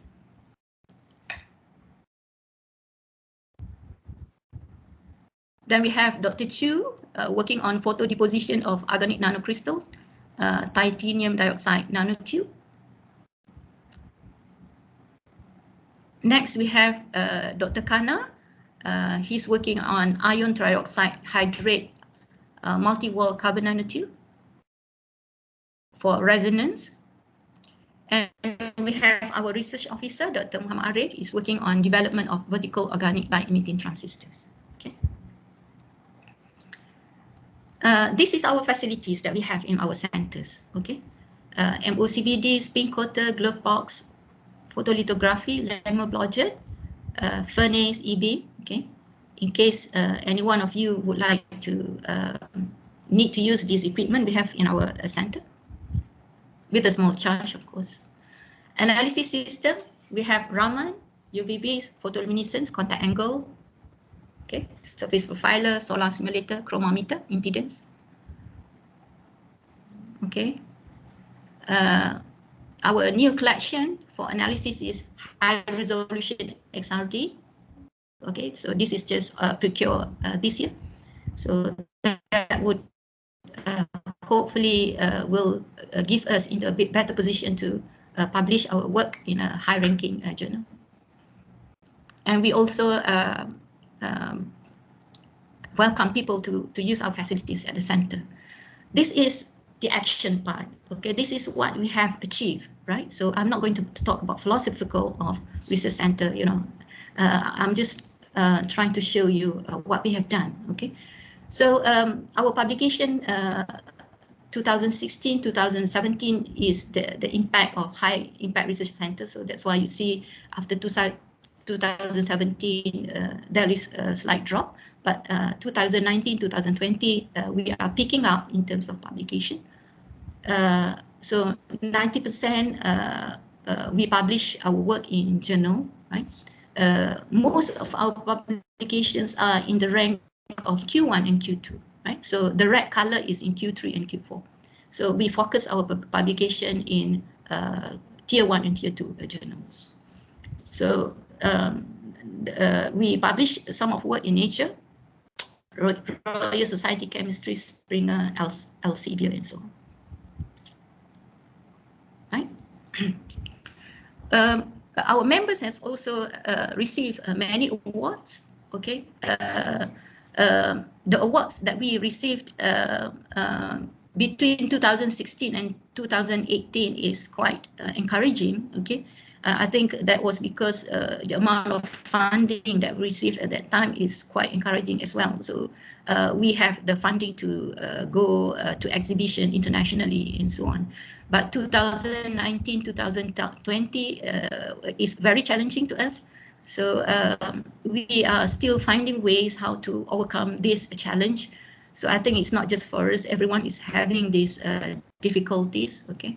So hopefully in the next year or 2 years, you know, we can find ways of overcoming this challenge due to the pandemic and also instability of, you know, receiving sustainable funding currently, right? So we have received a lot of recognition from the national, international level. So we have already procured or achieved about 57 patents in our center. Some majority of it within Malaysia, and there are also international patents that we have filed and also obtained. Okay, Japan, USA, UK, right? Okay. Right, so again, this will be a challenge for us in the coming years, okay, to sustain the achievement, okay. In terms of collaboration, we collaborate with industries, for example, CRES, OSRAM, SIRIM, MIMOS. In fact, we are a provider of human resource for several semiconductor industry in Malaysia, for example, OSRAM, SIRIM, and also MIMOS, okay. So I'll show to you our students' production, okay. Right, okay. We also collaborate with international parties as shown on the right, okay.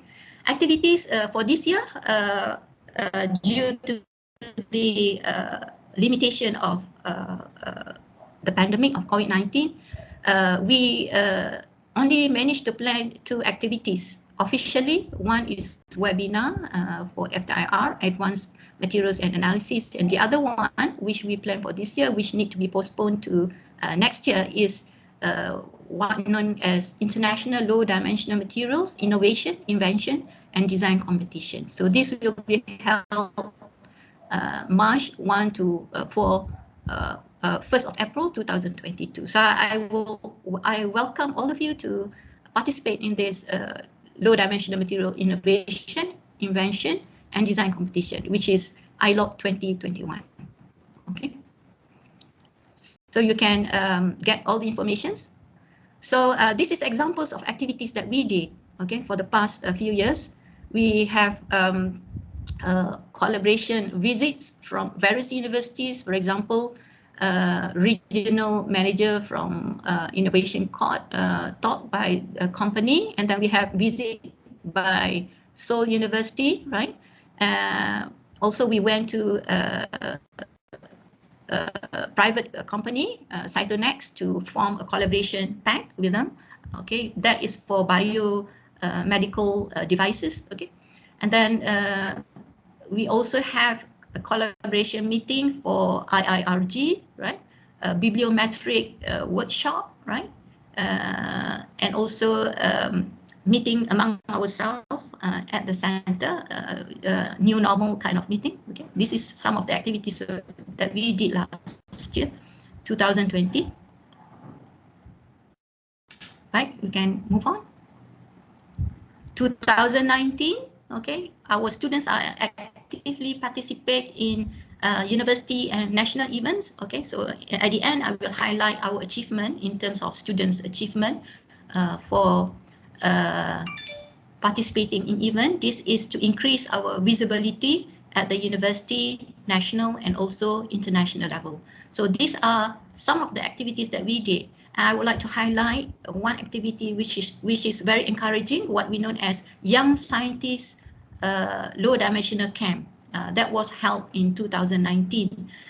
So we received participants from undergraduate university, from other university to come to our center and do hands-on experiment, so that after they graduate, they would like to become our postgraduate students. So this is one of our, what we call advertisement to them to come and work with us as a postgraduate student. Okay, collaboration meeting, and also we are engaging with society as well, right? So we invite school children from Klang Valleys to come to our lab, see what we do, see physicists, scientists, what they do and what they contribute to the universities. So we are also engaging with society. So that is one example, a school from Ma'had Tafiz from Sepang. Right? And our students, as I've mentioned to you, participate in various activities to promote our centers. One is Materials Competition Center. So, and that is Adila, one of our students, which achieve, which wins competition. In this, I cannot see the reading is too small, so I cannot mention it. So I myself participate in Women's Achievement Scientist. Okay, that was in 2019. Okay, so various innovation and also what we call innovation competition. Okay, right. Prof, you have another 1 minute. Okay, right. Okay, so can we move quickly to the next slide? I can control, I cannot control. Okay, this is some of our activities which I will not mention because it's I have not enough time for this, right? I cannot move the slide. Okay, this is our pride, okay, in the center. These are our past students, okay. We have many students which contribute to the society after they graduate.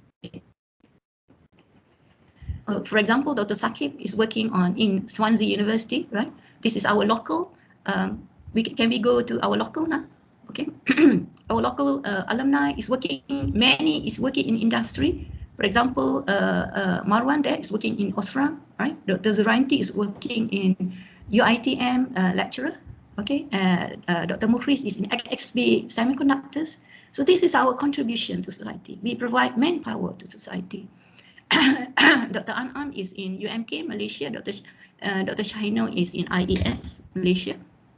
Dr. Azrina is in Silterra now, semiconductor industry. Dr. Azrina is senior engineer in Silterra. Okay, so this is our pride, which I would like to highlight to everybody here. Okay, right. We move on to the next slide. So several more. Dr. Haziq now is senior engineer in Osram. Dr. Anas is in Infineon, right? Dr. Adila is in Universiti Putra. Azianti is in UITM, and Dr. Nazri is also now a senior engineer to Osram. Okay.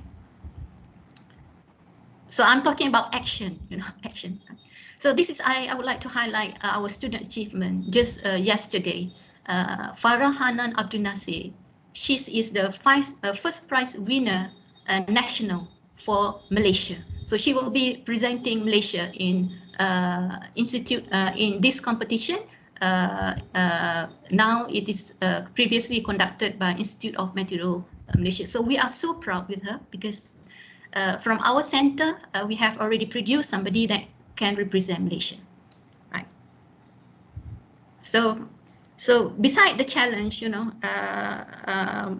we'll still do what we can do, okay, the best as we can, okay, so that we can achieve the goal that we have set for ourselves, okay. So I would like to thank especially the members of Ldmrc because they are being very cooperative with each other, very supportive, and we rarely have what we call challenges in relation between ourselves because we some sort of like work well with each other, collaborate well with each other. So I thank them, and also like to thank the organizer for inviting me to this research class forum, challenges and benefits, okay, and like to thank Dr. Juan and also everybody in this forum for listening to me. Thank you very much. Thank you, Prof. My deepest condolences to you and your family. Thank you very much. So, so we have to move to our next sessions, which is the forum. Can all the speakers turn on their camera? Because we already received some questions from the audience. So again, I remind that the objective of this forum is two things. One is, of course, to promote the research centers because we have quite a number of research centers in and we are not aware of their existence.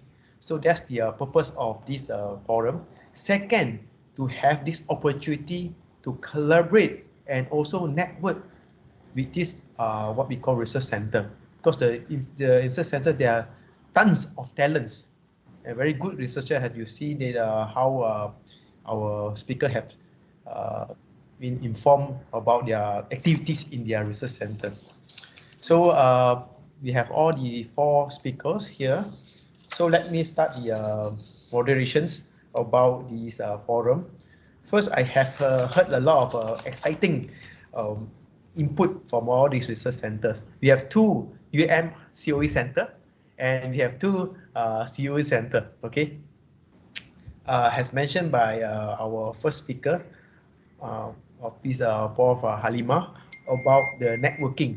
I see that the social science here have what we call make a very good networking with international bodies in local and also international. That's what I mean, right? So I wonder, right, how at the first place, how you contact these researcher or the groups, especially in international, how you contact them. Of course, from your background, Prof. Halima, you have studied in the overseas, right? So I mean, based on your experience, how we should go through, let's say you have a group of people that you want to collaborate internationally, because you email them, then you will feel, hey, they will not entertain me, then you will feel disappointed or something like that, So how you going to, mitigate these situations? to collaborate or to make the connections? Prof. Alima? Yeah, thank you. I think that the starting point for us, we have been very fortunate that I mentioned earlier, it is the role of, like Prof. Rafi mentioned, the director's role is very important, that if you have someone who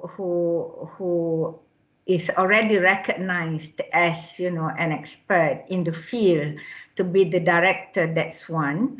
The other is, I think, the role of shareholders. So we were lucky, of course, when we were trying to find our shareholders, because we are funded by the EPF and we also need to fulfill the requirement of the university, it took us quite a while to get an appropriate person to fill that chair.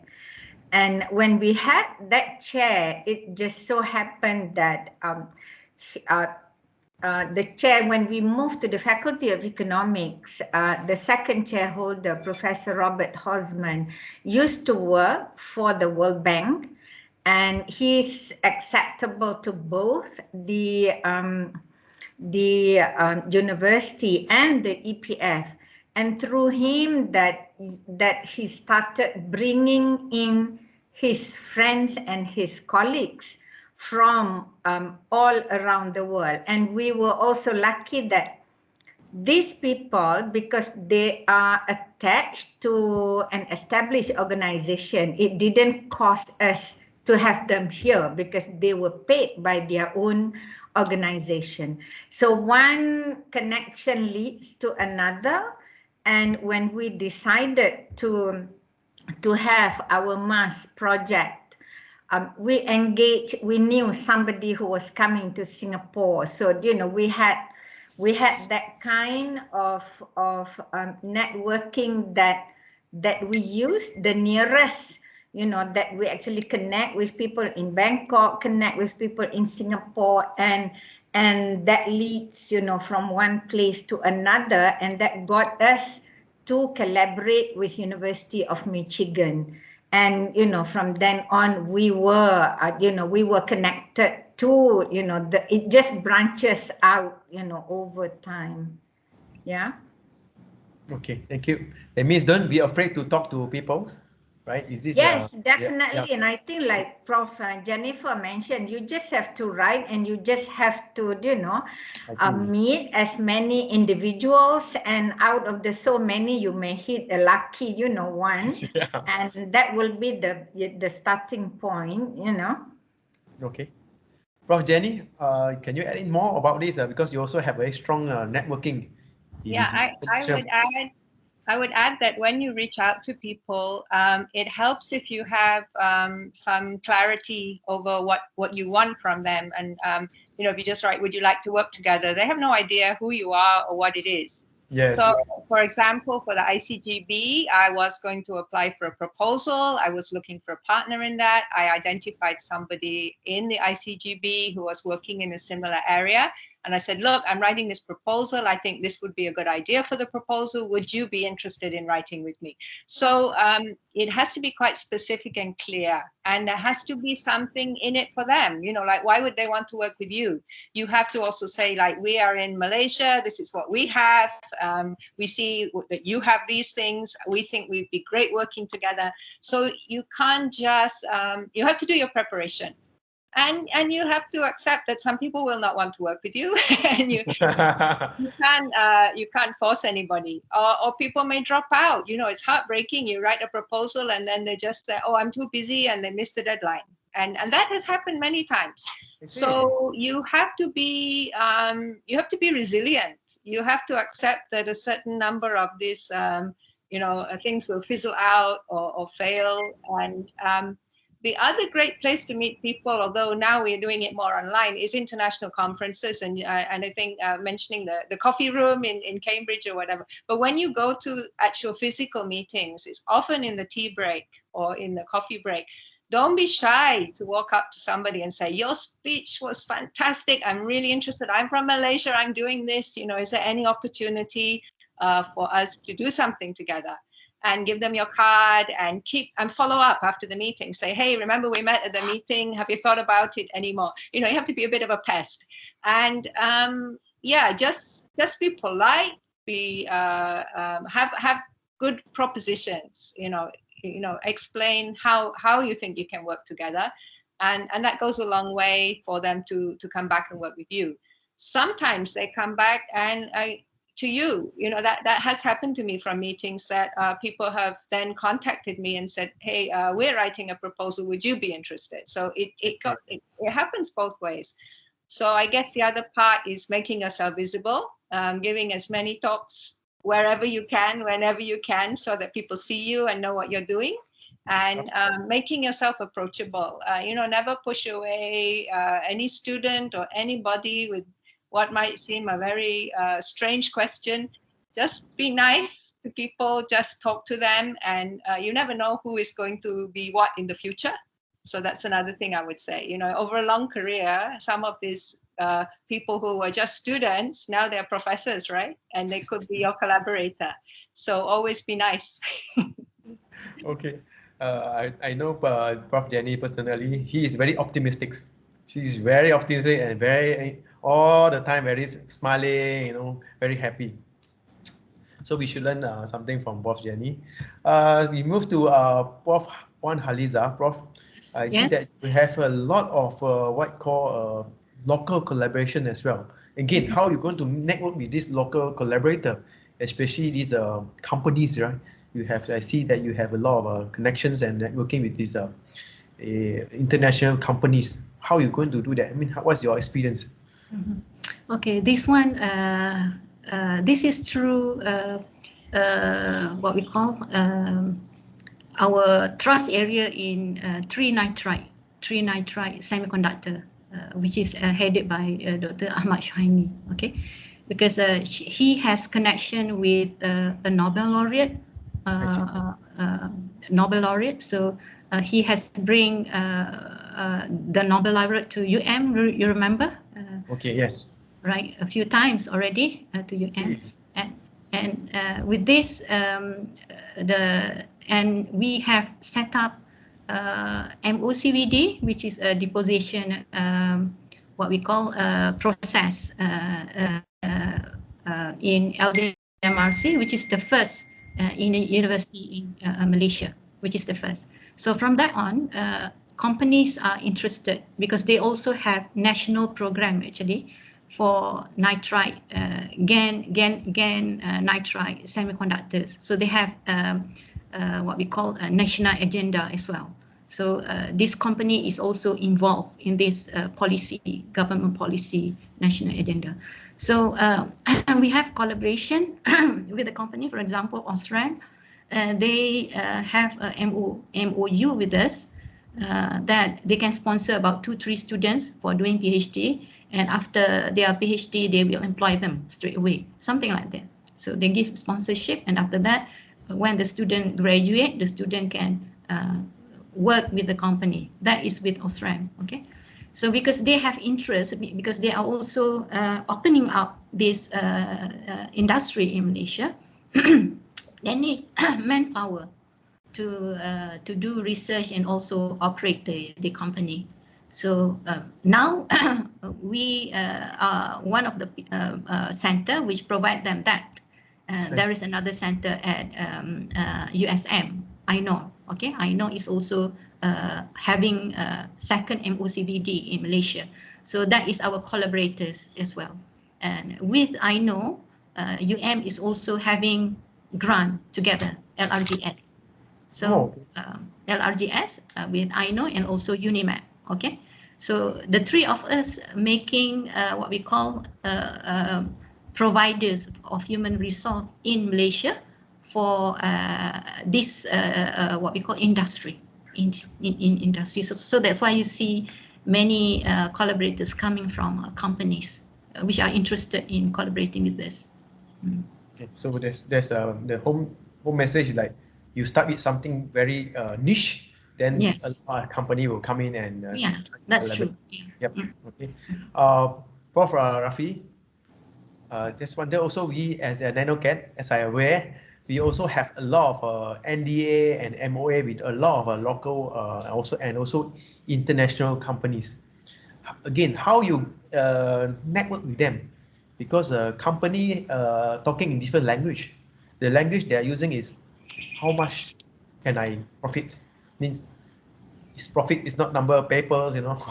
It's not, hey, I can produce you X number of paper. They don't want to know that. They want to know what is the profit, how much I can earn from this MOA and also NDA. That's things. Prof. Thank you, Dr. Juan. Thank you all the panels here. So there are two ways that we can approach collaborators, either industry or universities. Either you go to them, go after them, or they come to you. All right. So that's what's happening in NanoCats. It's happened both ways. So, for example, if you have a specific research, for example, rubber, for example, then you can approach rubber industry, right? That you go after them, all right? That's happening in NanoCat as well, and also the industry come to you. So that's happening for Petronas, for example, Petronas, Hartalega, Olion, of course, you know Olion better, you are the PI. All right, so they know that you have a capability to do, for example, Petronas, this catalyst project, CO2 methanation, So they know that the late Professor Sharifah B, she is the expert in catalysts, So the Petronas R&D came to NanoCat and discussed, whether NanoCat is able to come out with the catalyst products, right? The same goes to Hartalega, So Hartalega knows that NanoCats is very good in producing nanomaterials, iron oxide, for example. So the R&D of Hartalega came to NanoCats, and discussed with the director of NanoCat at that time, Prof. Sharifah B, and the projects started very well. So when Prof. Sharifah B passed away, I took over. Just suddenly I become the PI, and I have no experience with industry, but I learned. There is a curve learning there. Meeting with the industry, they have a different focus, and we are academician, we have a different focus. So the question is how you merge the focus, So, but along the way, you learn how you can fill up the gap between the industry demand and the academics and scientific focus, So at the end of the day, we are able to come out with a pilot plant, And we are going to complete, the project is already completed last year. And inshallah, we have a closing ceremony this year. So that is a thing. And then the recent project is from, for example, Nano Malaysia. Nano Malaysia is a government agency, not so-called government agency, but it's a Berhad Syarikat, I think. So link. Malaysia link. And they asked Prof. Rafi whether you can able to do a hydrogen project. I say yes, I can. So the first thing I say, you have to be brave enough to say you can, right? I see. You don't reject that. After that, after they go back, then you call your researcher. Okay, we have a project. We discuss this thing, how we can come up with a proposal. So at the end of the day, we have a strong series of meetings and so on. Then finally, we agree, and they agree to sponsor.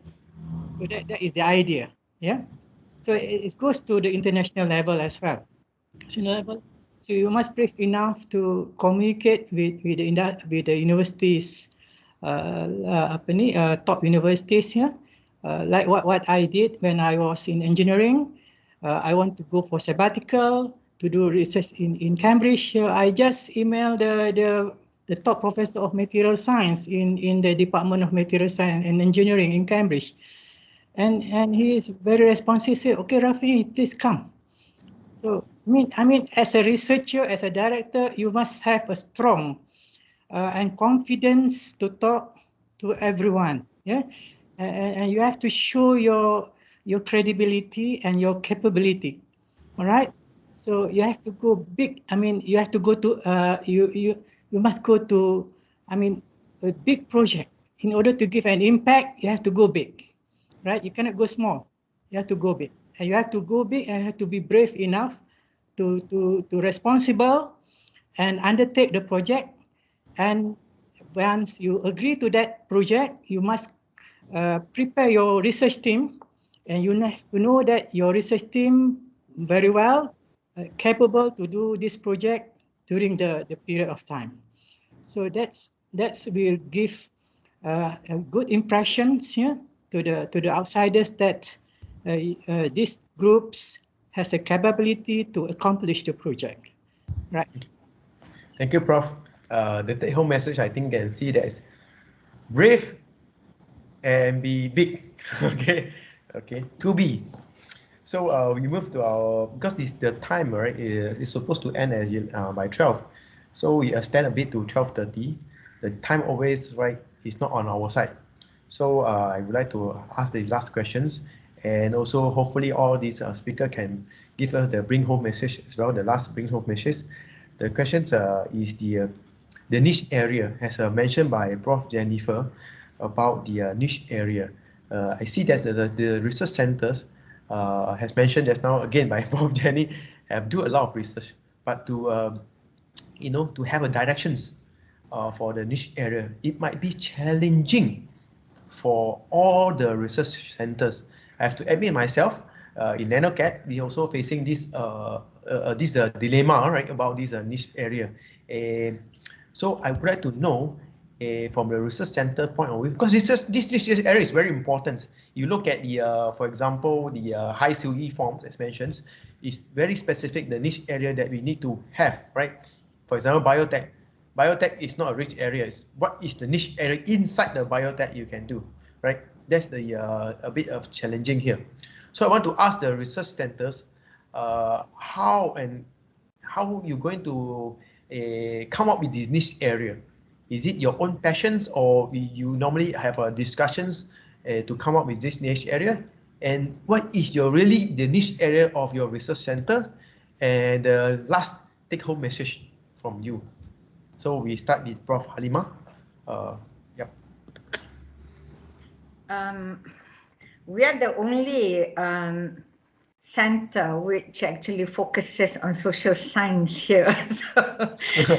and I said earlier that it's a real struggle for us. We are not competing with the science, but a lot of criteria that are being used in, whether to become a center of excellence or HiCoE. I think basically they use the science base, and when we fill up the form, is very far off from what we have been, achieving. Although as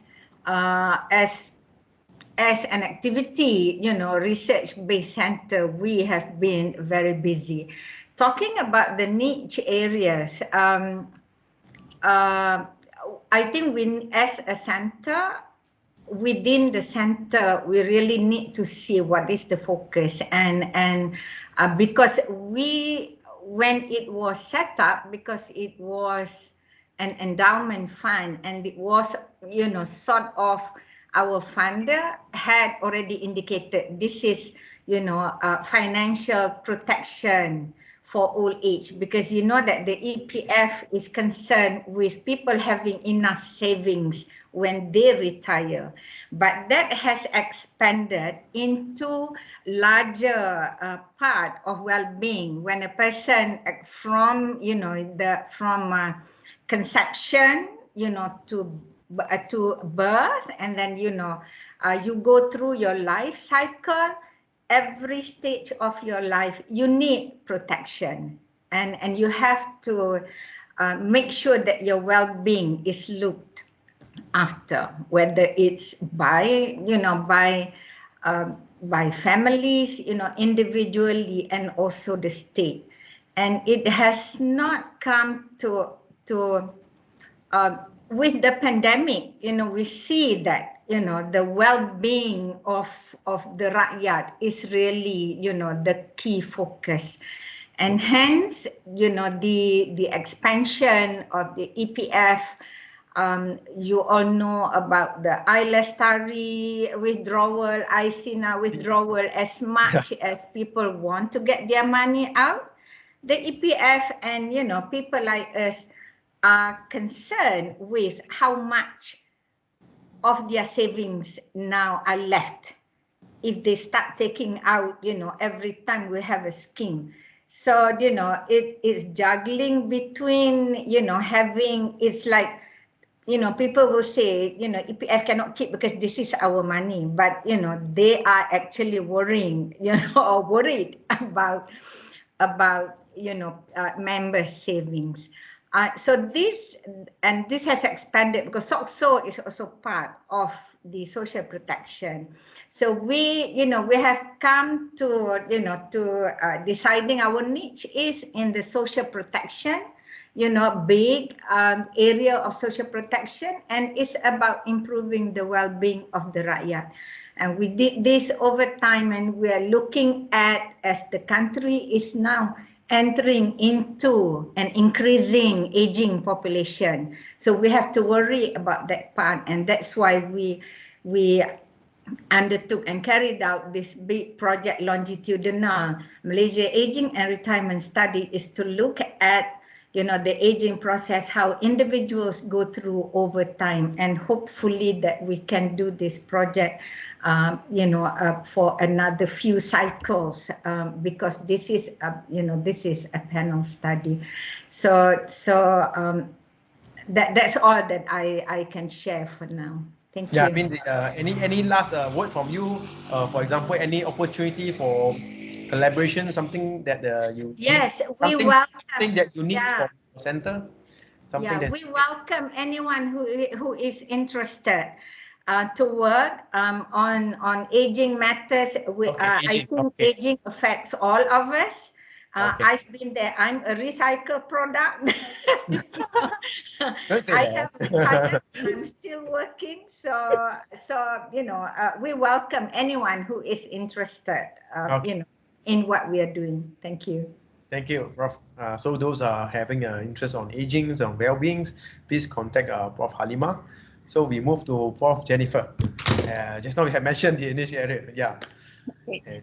Thanks, Juan, and also Prof. Halima for the setting the scene. I think we should all be doing this because we believe in something bigger than ourselves. That's what a center is about. It's all about being more than just you. And our focus really, we see that agriculture is very important in the economy of Malaysia, and it encompasses a lot of the B40 group.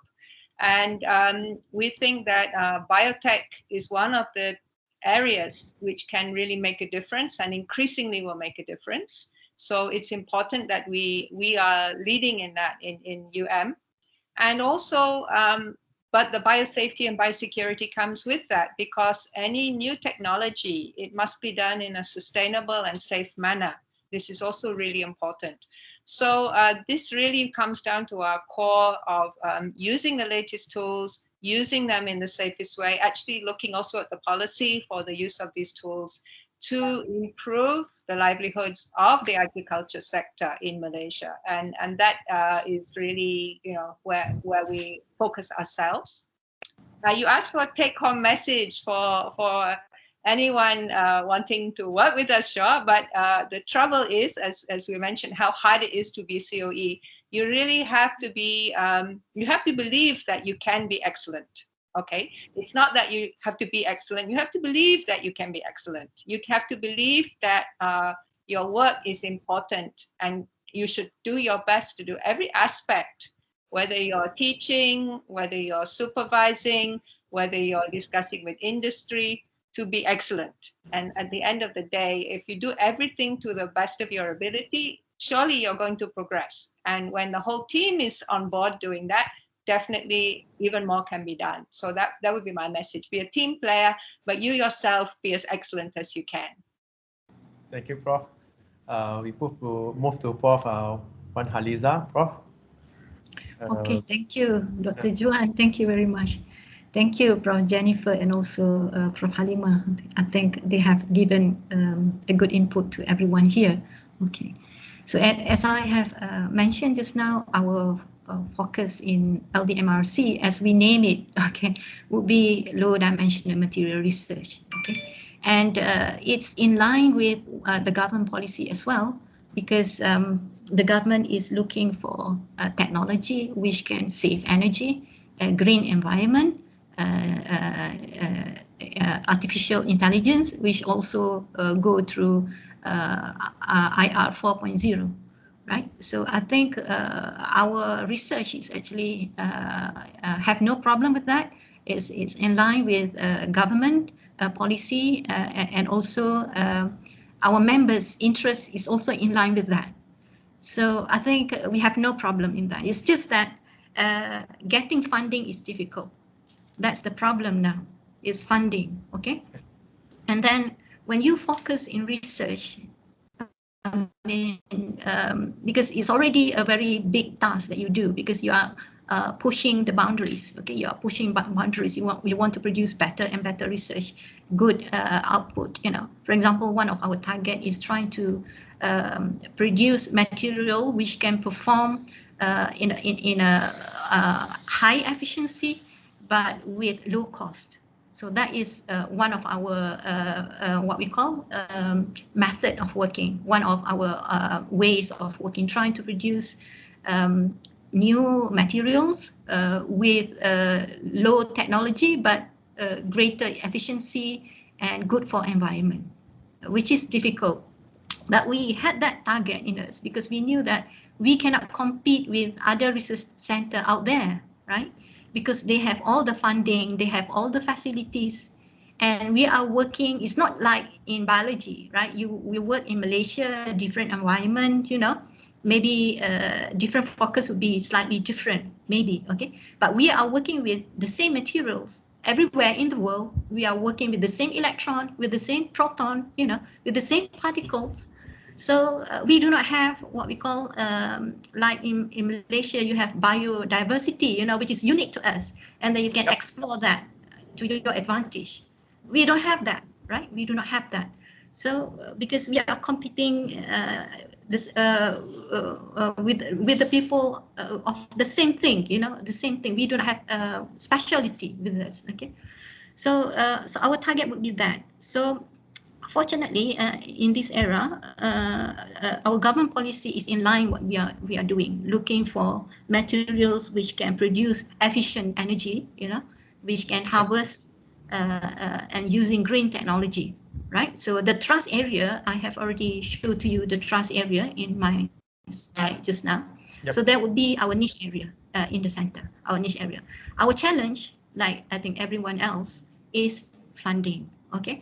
I think if you get funding, we can, if you can manage to get funding somewhere, we can move very far ahead from other people compared to other people in other countries. But again, the challenge is that funding, because when you focus in your research, you have less time in focusing, trying to get funding, because you already, you know, focus in your research. Somehow we have to adjust ourselves to find ways of getting international funding, something like that.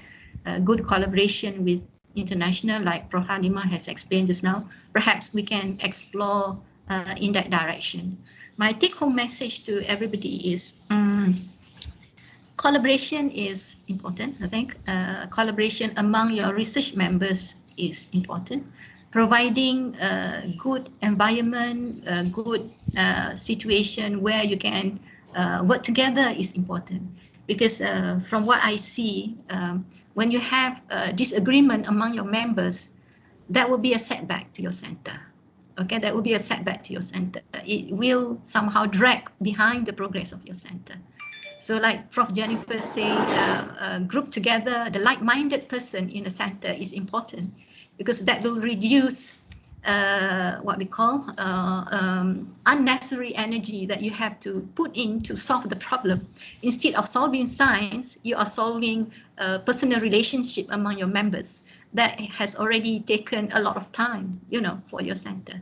So if there is some disagreement among the members, try to solve it, what you call amicably among your members, you know, so that we will spend more time in solving science instead of relationship among ourselves. Okay, that is one take-home message. Second thing is, yeah, I mean, university support is important, like Prof. Rafi mentioned just now. Okay, we need to have environment which stimulate research. Okay, environment which stimulate research. One of the environment that we need, the ingredient is funding. Okay, is funding, right?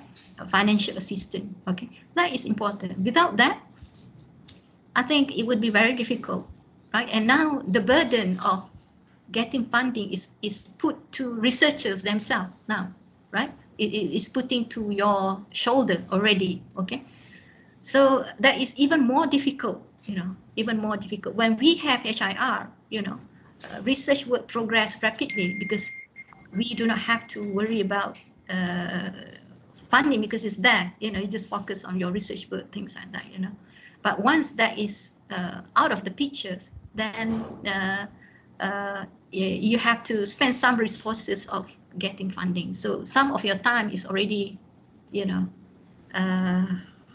is already taken away, time from research. But anyway, that is the current trend. It's not just us in Malaysia. I think everywhere in the world is facing the same scenario. So we have to adapt and adopt. Okay, we have to what we call embrace it and then find the best way to overcome it. You know. And we can learn from Prof. Halimah just now, you know, trying to get funding through that ways. Okay, perhaps it will somehow elevate us to a higher level, and then can be what we call international player in your niche area. So that is my take-home message. Thank you, Dr. Juan, for giving me the opportunity. Yeah, thank you very much, Prof. Rafi. So we are actually now 12:30 already. Can you make it short? Thank you. All right, so thank you very much. Niche area is a very important. So we have a face a problem when we want to fill up HiCoE form because they keep changing the rules, the niche.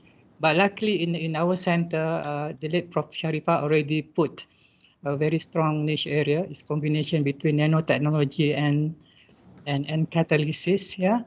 So that's good, but you have to notice that science is a dynamics. Yeah. So they are not static, so everything change. So you have to keep alert with the new field like artificial intelligence, yeah, data science, which have to be embedded into your core niche area. I know that this is a question of between passion and practical, between ideals and realities, yeah. So you have to be balanced between the ideal and reality and between passion and the practicals. And my take-home message is, if you want to go faster, you go alone. If you want to go deeper, you have to go by groups. Thank you. Thank you very much. Very good, that one. Okay. So I think they have one question here about the how to promote the or how to sell the Center of Excellence, right? So I can see from the panel is you have to make networking, right? It's because you see the all the panel agree in one thing, that networking is very important. Be brave, right?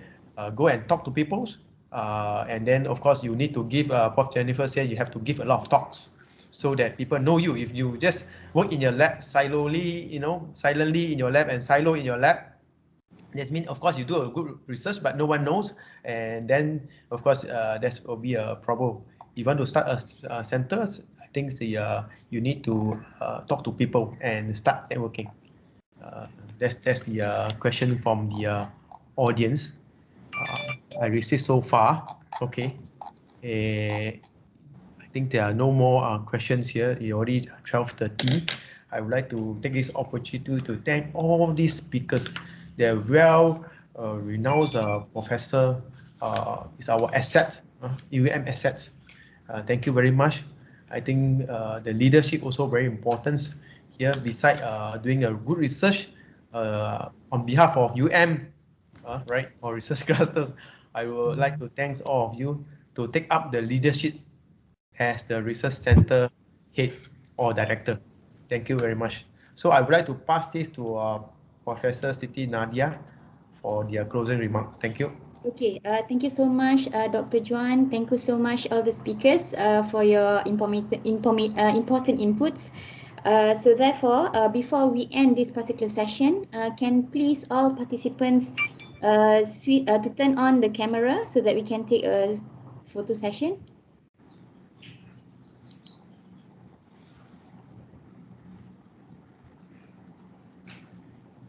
Saiful, you're back. Do you have any last word to say, Prof. Saiful, before that? Well, not really lah. Just I think it's been a fantastic forum. Thank you, everyone. And I think one of the biggest take-home message I heard is that if you have an opportunity to do something and you don't know how to do it, don't be afraid. Grab it and then learn how to do it and get your team together. So it's fantastic. Thank you, everyone. Well done. Thanks. Thank you, Prof. So pass back to Prof. Siti. Okay, Khairiha or Val, are we ready? Saya, Doktor. Okay. Oh, sorry, Haryana. It's okay, Doktor. Okay, done? Hold on, ya. Okay. Okay. 1, 2, 3. One more.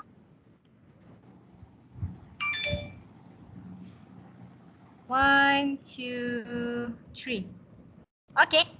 All right. Thank you so much. Thank you, everyone. Have a good day. Stay safe. Thank you. Thanks, everyone. Thank you, Stay everyone. safe. Thank you. Okay. Bye. Bye. Bye.